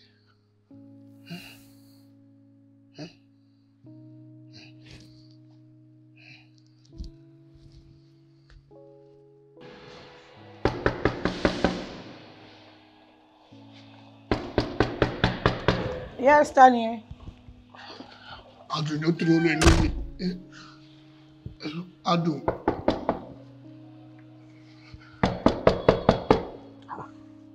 Adùn is me, Richard. Mr. Richard fi ọ̀rọ̀ ṣe lọ́kẹ́ níta. Kí lẹ fẹ́? Mo kàn fẹ́ sáré rí fún kọ̀ọ̀kan níwọ̀n important gan. Okay. Ẹ wọlé. Really? Like for what? Ìjọ help ni mo kàn fẹ́ help ni mo ní ẹjọ́ tó lọ́wọ́ ṣe rí mi ìkọ̀kọ̀ ṣe mi tẹ́lẹ̀ lè mọ̀ á. ẹ kó mi ò distant kí ló dé wá ń gbọ̀n báyìí. ìkọ̀kọ̀ wà lára mi tó ti kún mo lè fẹ́ tú síbi kan. I don't get that. ẹ kọ́ ló ṣe ẹni pé ní kọ̀ọ̀kan tí mo lò ó lágbo kan tí mo lò àgbo ẹni wà ń wọlé mi báyìí wà á ti jẹ́ kí n kún báyìí mo ti dé mi báyìí wọ́n ti bá dé.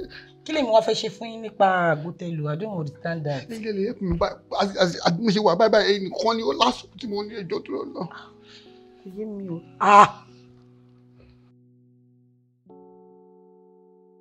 like mi ò understand o kí lè lẹ́fẹ̀ẹ́ kí n ṣe fún yín. ohun tó ṣẹlẹ̀ níbi kí n máa pàlọ́ fún yín mo ti lọ mọ̀ kó tó ju agbára mi lọ kí ni sí mo lè ṣe wàhálà mi ti kún bára mi lè ṣe kún mi láti tú dànù mo lè sí ìwọ̀n tí mo lè tú sí. ẹ lọ tú sínú tọ́yẹ̀tì. àmọ́ ní tú sí tọ́yẹ̀tì ìwọ ní next option mi ọlọ́run.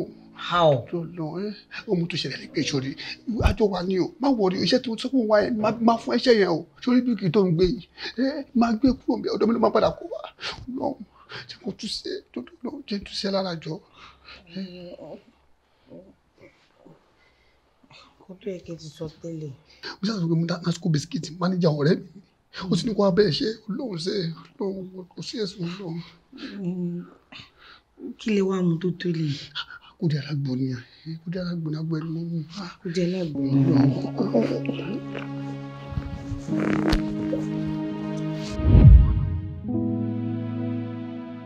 Mr. Richard.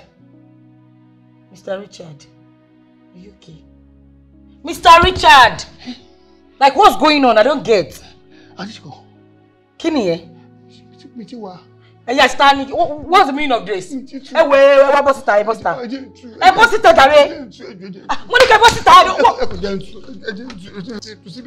Yay! Jesus! Oh my God! Ẹ jáde go! Good! Like, for real? What's this? Kí ló fẹ́ tú? Tú síta ni lára. Ṣé gbọ́dọ̀ ni ẹ? Sori pé òpònú amukun mẹ́kọ̀ọ́ ni ẹ. Sori pé o sínú ẹ̀dá tó yẹ kó máa pè lọ́kùnrin. Tí wọ́n bá ń pè ọkùnrin kò yẹ kó máa dáhùn. Òpònú ọ̀dẹ̀ ni ẹ. Yes! O sínú ẹ̀ tó yẹ kó pè lọ́kùnrin. Dọ́lórí kí ni? You are disgrace. Kí ni mo ṣe? Kí ló mi bà kí ló ṣe? O dẹ̀ tún lẹ́nu. Tó bá stop ẹ o. Bọ̀bọ̀ ó mọ̀ kí mi ìlò bọ̀bọ̀ fún ẹ rí láti jọ̀wọ́ láti wà nù lẹ́yìn. Mi ìlò bọ̀bọ̀ fún ẹ rí. Tó bá tún sọ bọ̀bọ̀ mo máa wọnú ẹ̀. Mr. Jamal, kí ni mo ṣe? Torí pé mi ò fẹ́ wọnú ẹ̀ ló jẹ́ kí. Bọ̀bọ̀ tó ask me pé kí ló ṣe? O wọnú ilé ọlọ́ba ọmọ ọlọ́mọ. O fẹ́ rẹ̀ pẹ́. Ṣé mo ti ṣe ni? Ṣé o ti ṣe báwo sọ́pọ̀nù ni ẹ ni? Ṣọ́dẹ̀ ni ẹ ni? Ṣàmùkúmọ́kọ ni ẹ ni? Àmùkúmọ́kọ ni mí. Yes. Mo ṣe pé ònà máa lọ. Orí mi ò bí ìnáwó rárá. Yes mo mọ̀. Orí mi ò pé. Torí pé kálórì ẹ pé ni, o ò ní bí mi pé ṣé o ti ṣe ni. Ẹ ṣé mo ti ṣe lọ́tọ̀. Ok, ó yẹ kó ń sùn, kó dúró díẹ̀, tó máa fi yá láṣọ, tó máa fi rí èpè, àbí? Jàmá, ṣé mo ti ṣe ni jàmá? Máa wọnú ẹ̀ o. Bàbá máa wọnú ẹ̀ o. Bàbá máa wọnú ẹ̀ tí mo fi lè gbá ẹ. Kí ló ṣe tó ṣe báyìí, o kọ́bí tó ṣe kiri náà nìyẹn. Ẹ wo Mr. Jama, ẹ dá mi sí tọkùnrin. Ẹ wo mo ti máa gbó. Tí mi tẹ̀ sí máa gbó yẹn wo bí ara mi ti kì í. Ìwọ nìkan ni máa kọ́kọ́ máa gbó ni bọ̀bọ̀. Gbọ́ abẹ́lé owó kẹ̀kẹ́. Kí ló kọ́ mi pẹ̀lú abẹ́ ewu kẹ̀kẹ́kẹ́? Orí mi ti máa tú sí. Kò bá wú kòkòkò, abẹ́ òwú àwù kàkàkà, kò bá wú kèkèkè. Kí ló kọ́ mi pẹ̀lú yẹn? Jàmá ọmọ tó ṣẹlẹ̀ sí. Mo máa pariwo gbogbo ilé máa gbọ́ o. Bá àwọn ọmọ kan kí kò tú sí mi kò tó ń tó lọ. Kí n bẹ wọ́ mọ̀. Bọ́lẹ̀ mi ni ọ. Ìgbà ṣe ọlọ́rọ̀ ni wọ́n ni. We are both neighbor. Kí ló kọ́ mi? Níbo. Bàbá listen. Níbo. Tó bá jẹ́ pé lóòótọ́ tó ló ń ṣe yìí, tó ń gbámú tó yí sọ́tún, tó bá jọ ń ṣe ẹni, there's a solution. Yeah, kí ló dé tó mú ògiri inú yàrá ẹ kó dàlú, kó máa kọ́, ọkọ lọ sórí bẹ́ẹ̀dẹ̀, kó bẹ̀rẹ̀ sí máa fi kọ́ bẹ́ẹ̀dì, kó máa domi sórí. Do you know that I respect you before? Okay. Do you know that I respect you a lot? Don't let me disgrace you. What about disgrace me? Am I daft? Am I animal? Animal ni ẹ bọ̀bọ̀. Animal ni ẹ bọ̀bọ̀. No problem, it's fine. Animal ni ẹ. There is no any solution you can do for me. Bọ̀bọ̀ tó bá sọ, stop it. Ẹ ń nọ mi. Jàmbá ò ń nọ mi. Mo bẹ ṣeré o, máa wọnú ẹ o. No problem. Máa wọnú ẹ o. No problem. O ṣàbẹ̀tọ̀. No problem. No problem. No problem. Èmi ni no problem. No problem. Ìwọ náà no problem kọ́kọ́ sí lọ. No problem. Ọlọ́run tó succeed. No problem. Ká lọ succeed ni. No problem. Ká ní bàbá ìlọ succeed tó fẹ́ ṣe. No problem.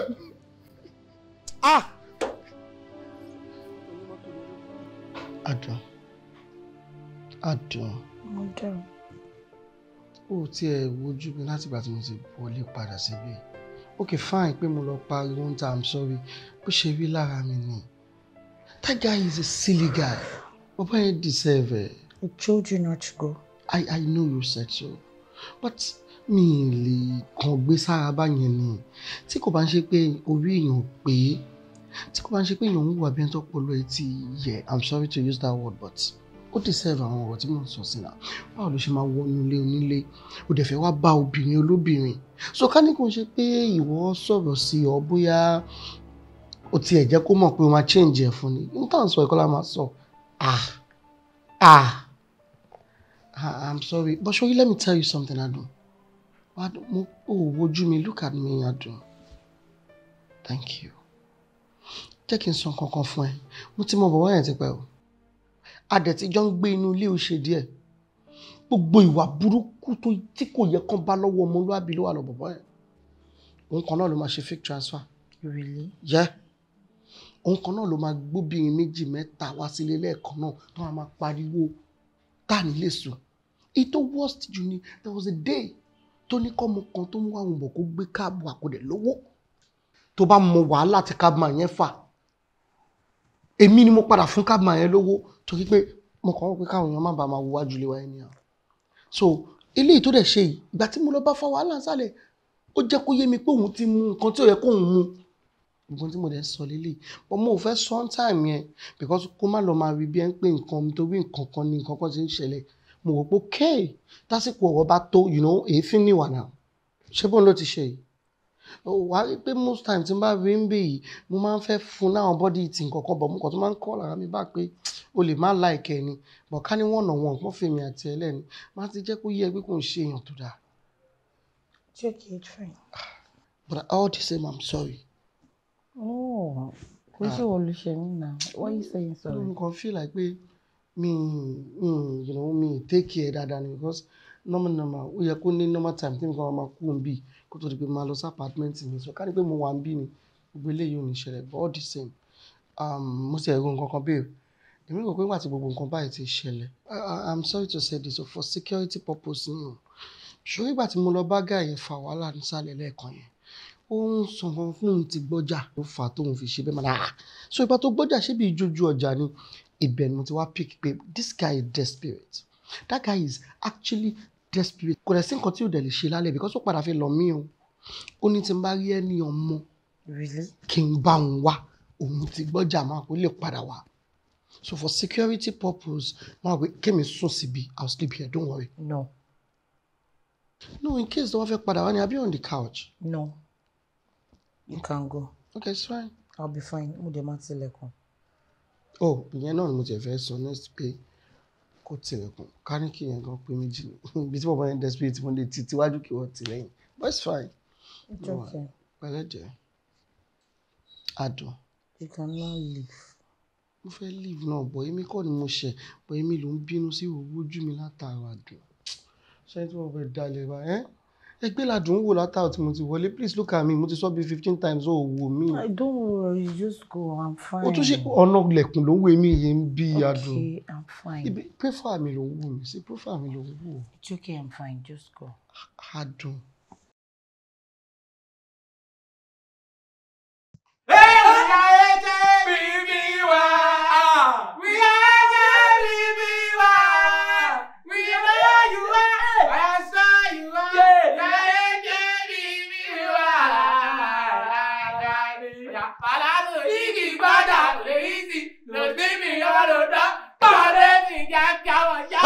Hey, it's okay. I'm mad.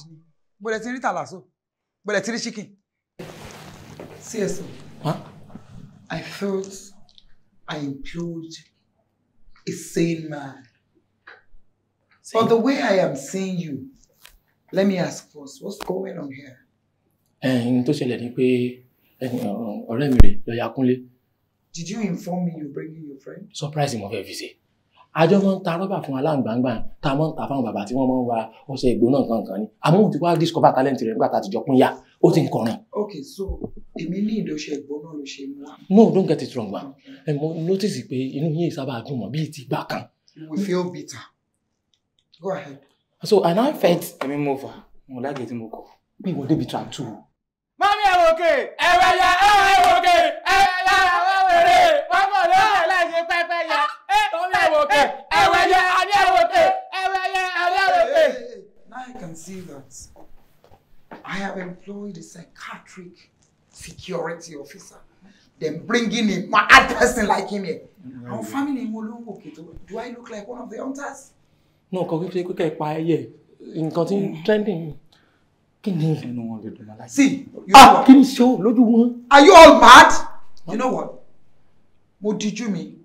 Before the count of 3, I don't want to see the both of you. I want you to pieces. 1. Okay. 2. 3. Did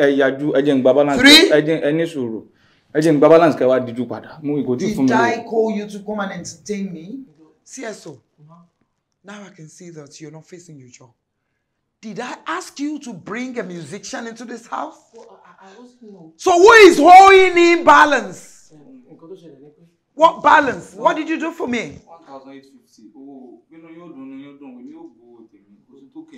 You guys should stop gallivanting in front of me. I just said I am in a bad mood. I'm not in my right sense right now. I am not entertaining any madness. If you let me raise my voice, you won't like yourself. Oh, did I invite you to come and entertain me?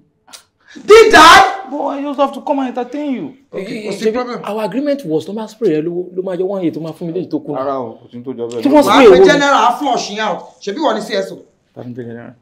Olórí ọlọ́pàá ni. No, wait, come and take the money.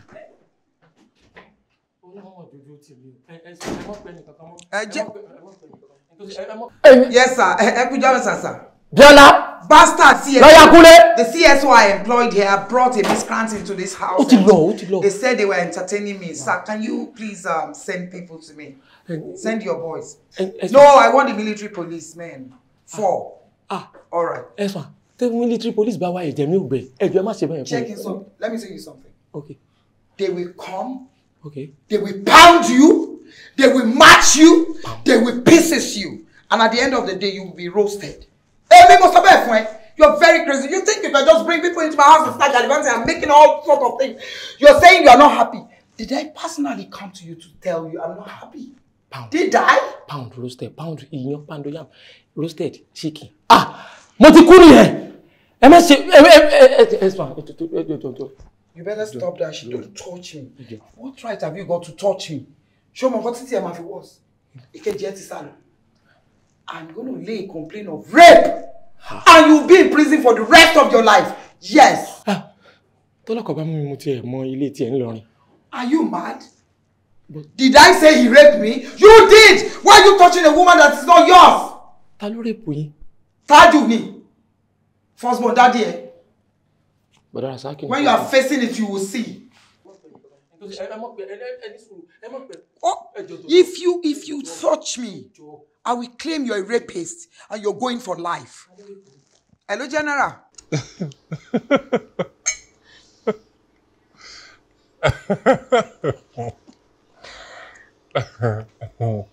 Why are you laughing?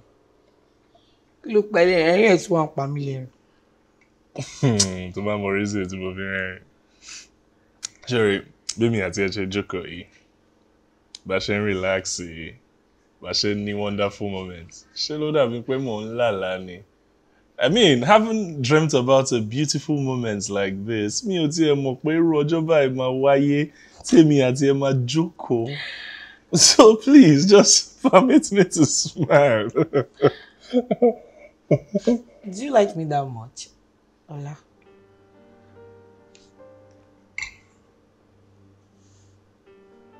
If I like you. Yes. I don't like you. I love you from the very depth of my heart. And I've always wanted to tell you, but I decided to just keep it aside for some reasons. Chule saw our reasons, I found. No, ma jeka discuss leni nítorí pé kò necessary, so kako keep it for me, okay? Okay. Yeah. Olamide. Yeah. I have something to say. Okay, go ahead. Should the real one got him first way? Mi ò fẹ́ kó ro somehow. Ọjọ́ tó fún mi ní birthday gift. Yeah. Mo rí lẹ́tà kan nínú ẹ̀. Mo dẹ̀ ka gbogbo àwọn ọ̀rọ̀ tó kọ sínú ẹ̀. Okay. Ola. Yeah. I can't grant your wish. Adùn. Why? Kí ló dé? Kí lẹ ṣẹ̀ mi? Ṣé mo ṣẹ̀ ni tí n bá ṣe sọ fún mi? Did I cross my boundaries? Ó ṣẹ̀ mí. Mi ò kò lè gbà kó fẹ́ mi torí ìyá mi jẹ́ ìyẹn Tiara. Nítorí Tiara? Yes. Nítorí Tiara. Ṣorí ọjọ́ àkọ́kọ́ tí Tiara máa fojú rí mi báyìí tó wọlé ìwà. Nǹkan tó wá bá mi fà lọ́jọ́ yẹn ó lágbára gan-an. Lámìdé, tó bá ní kó ọ̀rọ̀ mi kéré. I know you and Tiara love each other. Kàn mọ̀ bẹ́ ṣe máa sọ sorry fúnra yín. Tí o bá tiẹ̀ fẹ́ fẹ́ nítorí anything because of your child. Wo ti Michelle mọ́ lára. You can't replace her mother. Lóòótọ́ Michelle love me, ó like me, but I can't replace her mother. Nígbà tí yẹ wà láyé. All you need to do is to say sorry. Tàbí kí ìyá mi ṣe sọ sorry fún ẹ. Kó dẹ̀ tán. Nínú ara ẹ, I know you love her. Má fi ìyá mi ṣe ìyá Michelle. Let her be the mother of a child. Please, go back to your wife. Mo mọ̀ wípé ọ̀rọ̀ tí mo sọ yìí ó máa ọ̀tẹ̀. But please, I can't grant your wish. Please.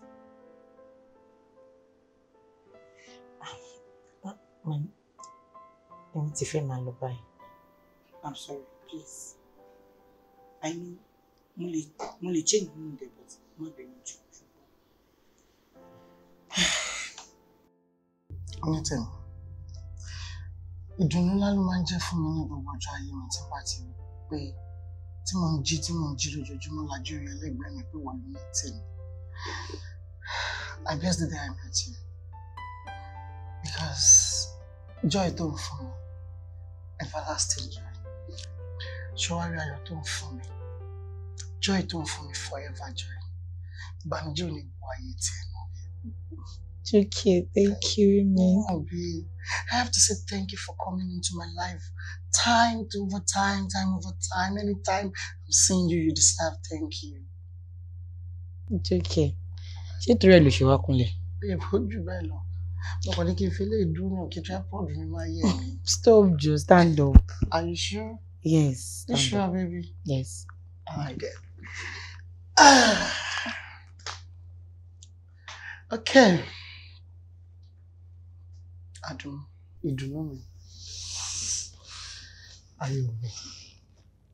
Onítẹ̀mí ẹni bí ọkọ mi. Ìfẹ́ ayé mi. Ẹ̀rù kankan máa ń bà mí. Kí ni? Adùnmí. Yes. Ṣé kò ní dọ̀la? Kó wá di pé bá ṣe ń ṣe báyìí, bẹ́ẹ̀ kọ́ la ṣe máa ṣe mọ́. Ṣé kò ní di wípé ewu ẹ máa lóhun padà ṣòro àgùntàn mọ́? How? Ṣé omi tútù ta fi ń wẹ̀ yìí ò ní padà dùn mí gbígbóná ṣá? I don't understand. Okay. Let me make you understand. My ex. Ìgbà tí mo pàdé ẹ̀, ó dàbí tí n bá ní church lẹ́gbẹ̀ẹ́ mi bíbí, mo lè lọ sí church kí n lọ dúpẹ́ pé ọmọ ni mo pàdé yìí. Láì mọ̀ wípé ibi tó fojú ju orí lásán ni. ó ṣe bí èèyàn gidi ọ̀hún ti ìgbà tóun náà délé tó máa jẹ agbára omi ò ká mọ́. Say, Jama, please stop. Stop. No, stop. Báwo ló ṣe máa fi mí wé Kemi ex? How? I don't get. A yàtọ̀ síra wa now. Kemi lòun, Adùn lèmi. A yàtọ̀ síra wa. Bẹ́ẹ̀ni. Ó tiẹ̀ èmi ni mo má bínú. Sórí ọmọ téèyàn bá kẹ́ ní àkẹ́jù náà, ó máa ń padà yáṣà mọ́yàn lọ́wọ́ ni.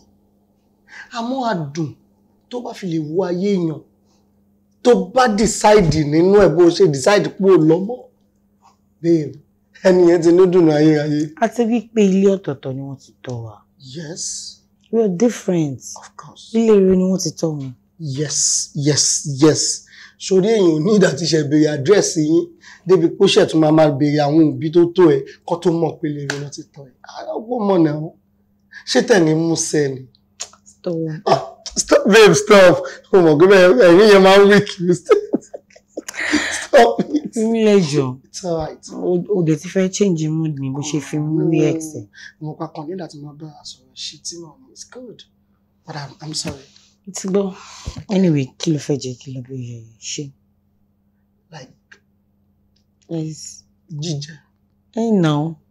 Èmi ò bóyá bó ṣe sọ ẹ ló ṣe máa sọ. How? Èmi ò pé n tó yẹ kó sọ ni pé ṣé mo fẹ́ jẹun kí n tó jẹun ni àbí mo fẹ́ jẹun kí n tó jẹun àbí tí n bá ń jẹun lọ́wọ́ mo tún fẹ́ máa jẹun lọ.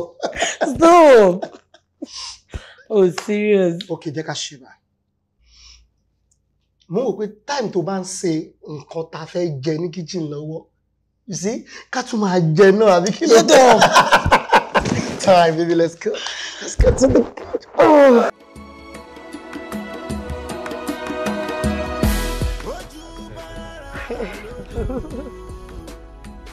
Hello, baby. What's up? Má bínú, silent ni phone wa. Mo ní pẹ́ délé ni. Kí ló mean? Ó jẹun báwo? Jẹ́ kó náà wà àkọ́kọ́ jẹ́ ń lé. Mo ti ń bọ̀ lé. Mo ní pẹ́ délé sin. Supermarket náà mo ti ń bọ̀. But mi ò padà rọ́ọ̀rẹ́ mi lé so. Adùn. Mo ti fẹ́ délé ló ń sọ láti ẹ̀kọ́. Babe, mo ò ní jẹun tó ní kí n jẹ o. Mo ò tiẹ̀ jẹ náà. Tó bá wọnú ilé mo ò ní jẹ. Mi ò fẹ́ délé ṣùgbọ́n. Try láti ẹ̀ tí wà ń kọ jẹ, àbí? Mo ti gbọ́ ní wàhálà. Táyà mi fẹ́ ìtò. Ó ti wà lẹ́nu gate.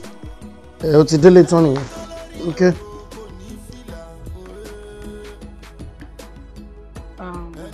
Bá máa jẹ́ ọ̀rẹ́ máa jẹ́ kí wọ́n máa pè yín. Àtayébáyé nìyẹn ti wá. Àtayébáyé nìyẹn ti wá. Nǹkan téèyàn kan wá tí kò rí. Èèyàn kan máa rí nírọ̀rùn. Èló lówó mi báyìí? 4,000. Ẹni mo máa tẹ̀ fún yín 5,000. Ẹ ṣé ma. Yes. Yes ma. Take care ara yín. Thank you.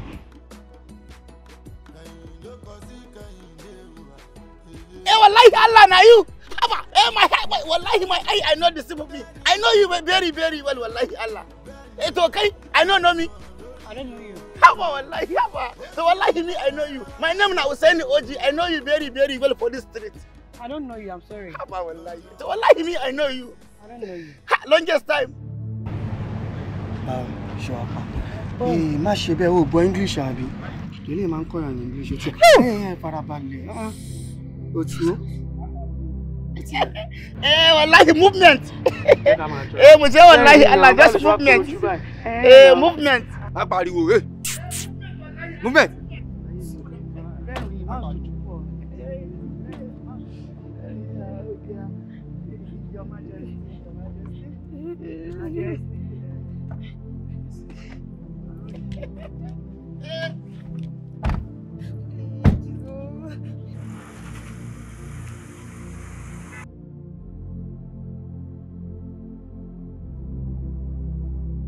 thank you all for a job well done.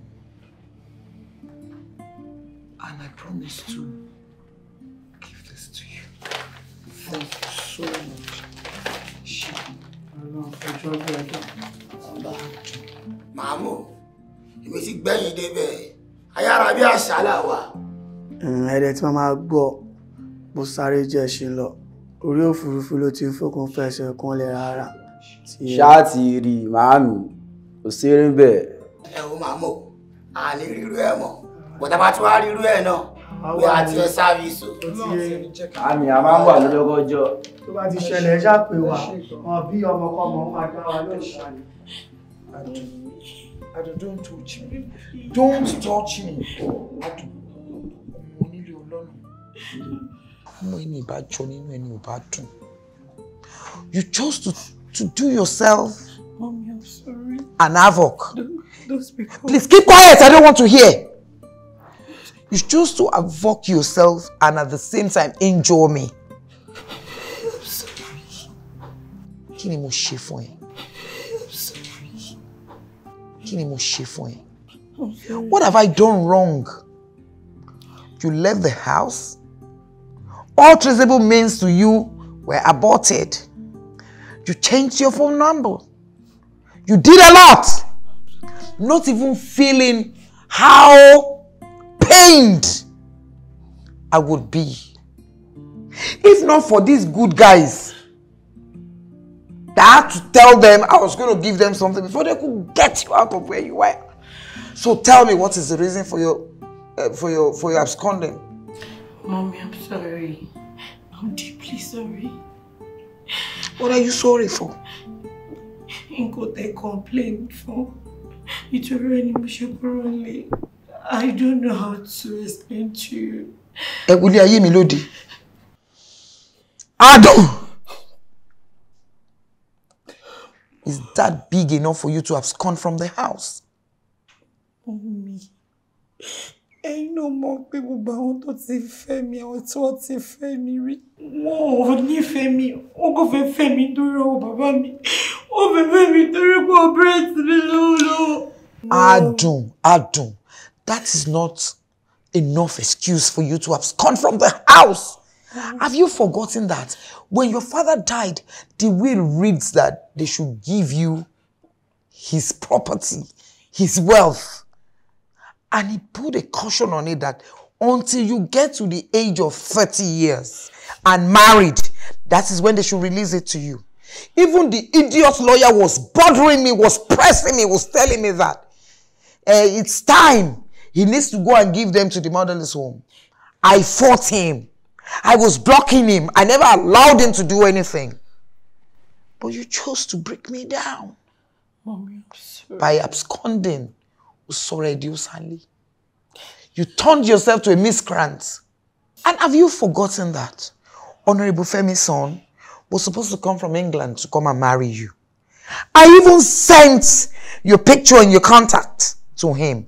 He called, he sent a message. You never respond. What is it that you want? Mommy, I'm sorry for everything. Please. Madam. Please forgive me. Madam, a way to forgive you is that I have a man already who is going to have a wedding with you. No, Mom. Please keep quiet. Let me land. And you're getting married in a month's time. And that's my verdict. No. If you tell me that trash, Mommy, no. I would trash your face. Mommy, no. What is it? Mommy, no. I know if I tell you all my plans, you'll not understand. It didn't say, but Mommy, say, now I have my own man. Oh, one of those gimmicks. No. Have you started again? No. I have my own man that loves me so much. Please. Where is the man? I'll bring him. Do you think I'd be a fool to sit and let you go again and tell me you want to go and bring a man? And you abscond again? No, Mommy. Please, trust me on this. I found a love already. I cross my heart, please. I won't disappoint you this time. Look straight to my eyes and say it is true. True, Mom, please. I swear to God. And where is he? I'll bring him. See, those times back, you tell me you go bring this, you go bring that, and you escape. Look straight to my eyes. You won't even go alone to bring him. And what am I even saying? I want to see him between 24 hours from when we're talking now. Is that clear? Okay, it's fine. He should come here. You're going nowhere. Okay, Mom, it's fine. If he can't come here, then you ain't going nowhere. Then you're going to marry that person I have for you. Okay. That is my decision. Okay, man, no problem. It's okay. Atu, you disgraced, you messed me up. You toyed with my heart. I'm sorry. You sent me back and forth in the hospital. Sad. I'm sorry.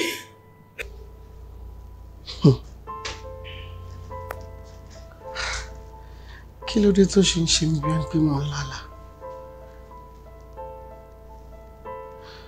Látorí baby Amadi gate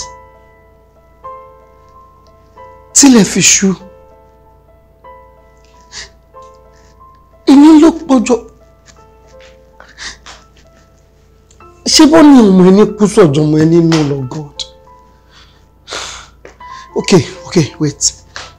Ẹ jẹ́ ká sọ pé àbí mo ti rò kíní time to time látàánú náà náà. Kò possible pé ká máa ẹ wá tán ló wá sùn sínú cap. Orí mi gùn fẹ́.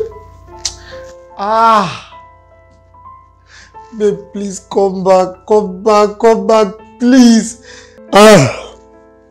Honey, where are you? Where are you? Okay. Where are you? Okay. Just come in. Knock this door, come inside. Let me see your beautiful face again. That's the kitchen. I want to eat your delicious meal again. Everywhere is boring without you, babe. Everywhere is boring.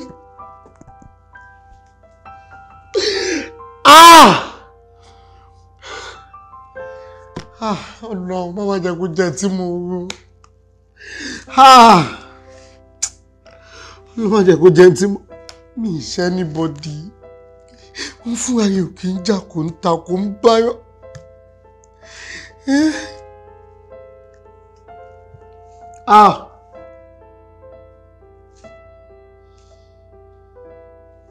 Hello?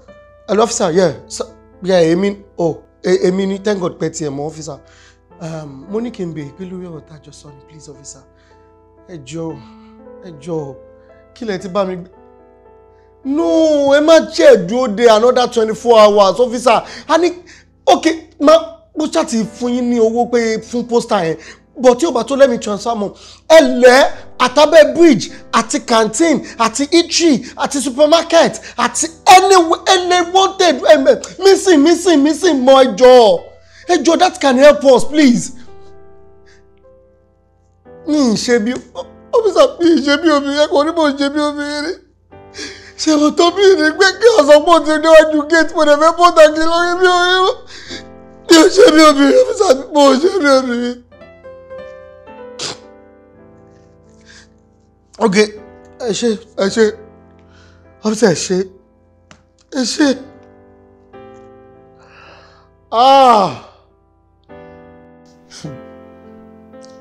Ilé máa ìdí à. Wọ́n ní ọ̀rẹ́ ọmọ mi àbí?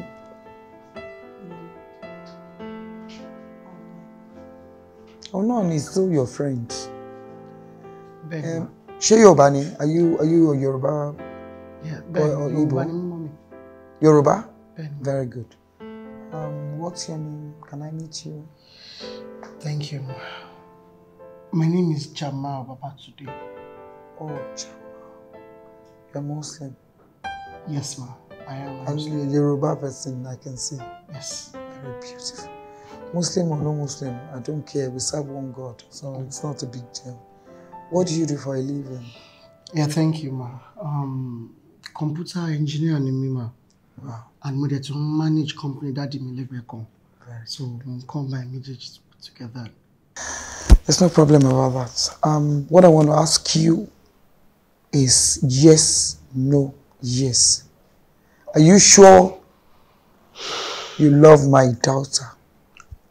Yes, I'm 100% sure, ma. I want to have her with me for the rest of my life. I want to believe you because I won't watch anybody hurt my daughter. If you do, I have my reservations. I know. I won't even do that, bro. So look straight into my eyes and tell me you're ready to marry her. I'm 100% sure I want to marry her. And we're going to stay forever. Very good. Yes, ma'am. So we have a wedding to plan. Yes, ma'am. I won't mind if you inform your parents and tell them to show up. Let's meet each other before the main introduction. Okay. Then we'll plan a wedding. Okay, ma. I'll do that for sure. Once again, yes, ma'am. This should be a reminder at the back of your mind that you cannot break her heart. Are you crazy? You cannot break her heart. You can't just dump her anyhow. You are in for life. Yes, ma'am. Anything aside from that, I'm going to delete you out of this world. I'm not going to damage you. I will what? What did I say? Ọlọ́run jẹ́ ká yé wẹ̀ ma. Kí ni mo bọ̀, kí ni mo sọ? Ọmọ kan tó jẹ́ delete. Amúrò ẹ kúrò lé ayé. Instead of my hàn ọmọ mi. You're very crazy. Ó ń ṣẹ́jú sí ìyá ọjọ́ ọ̀la ẹni. Wọ́n ń gbàdúrà ọ̀rọ̀ mádìyẹ lọ́wọ́ kó níwọ̀n jẹ́ kó lọ sáàtàn lọ jẹ. Dive sómi kó jẹ. Kó mi gbé ẹ lọ. Thank you, my dear. You guys can enjoy yourselves. Yes, all right.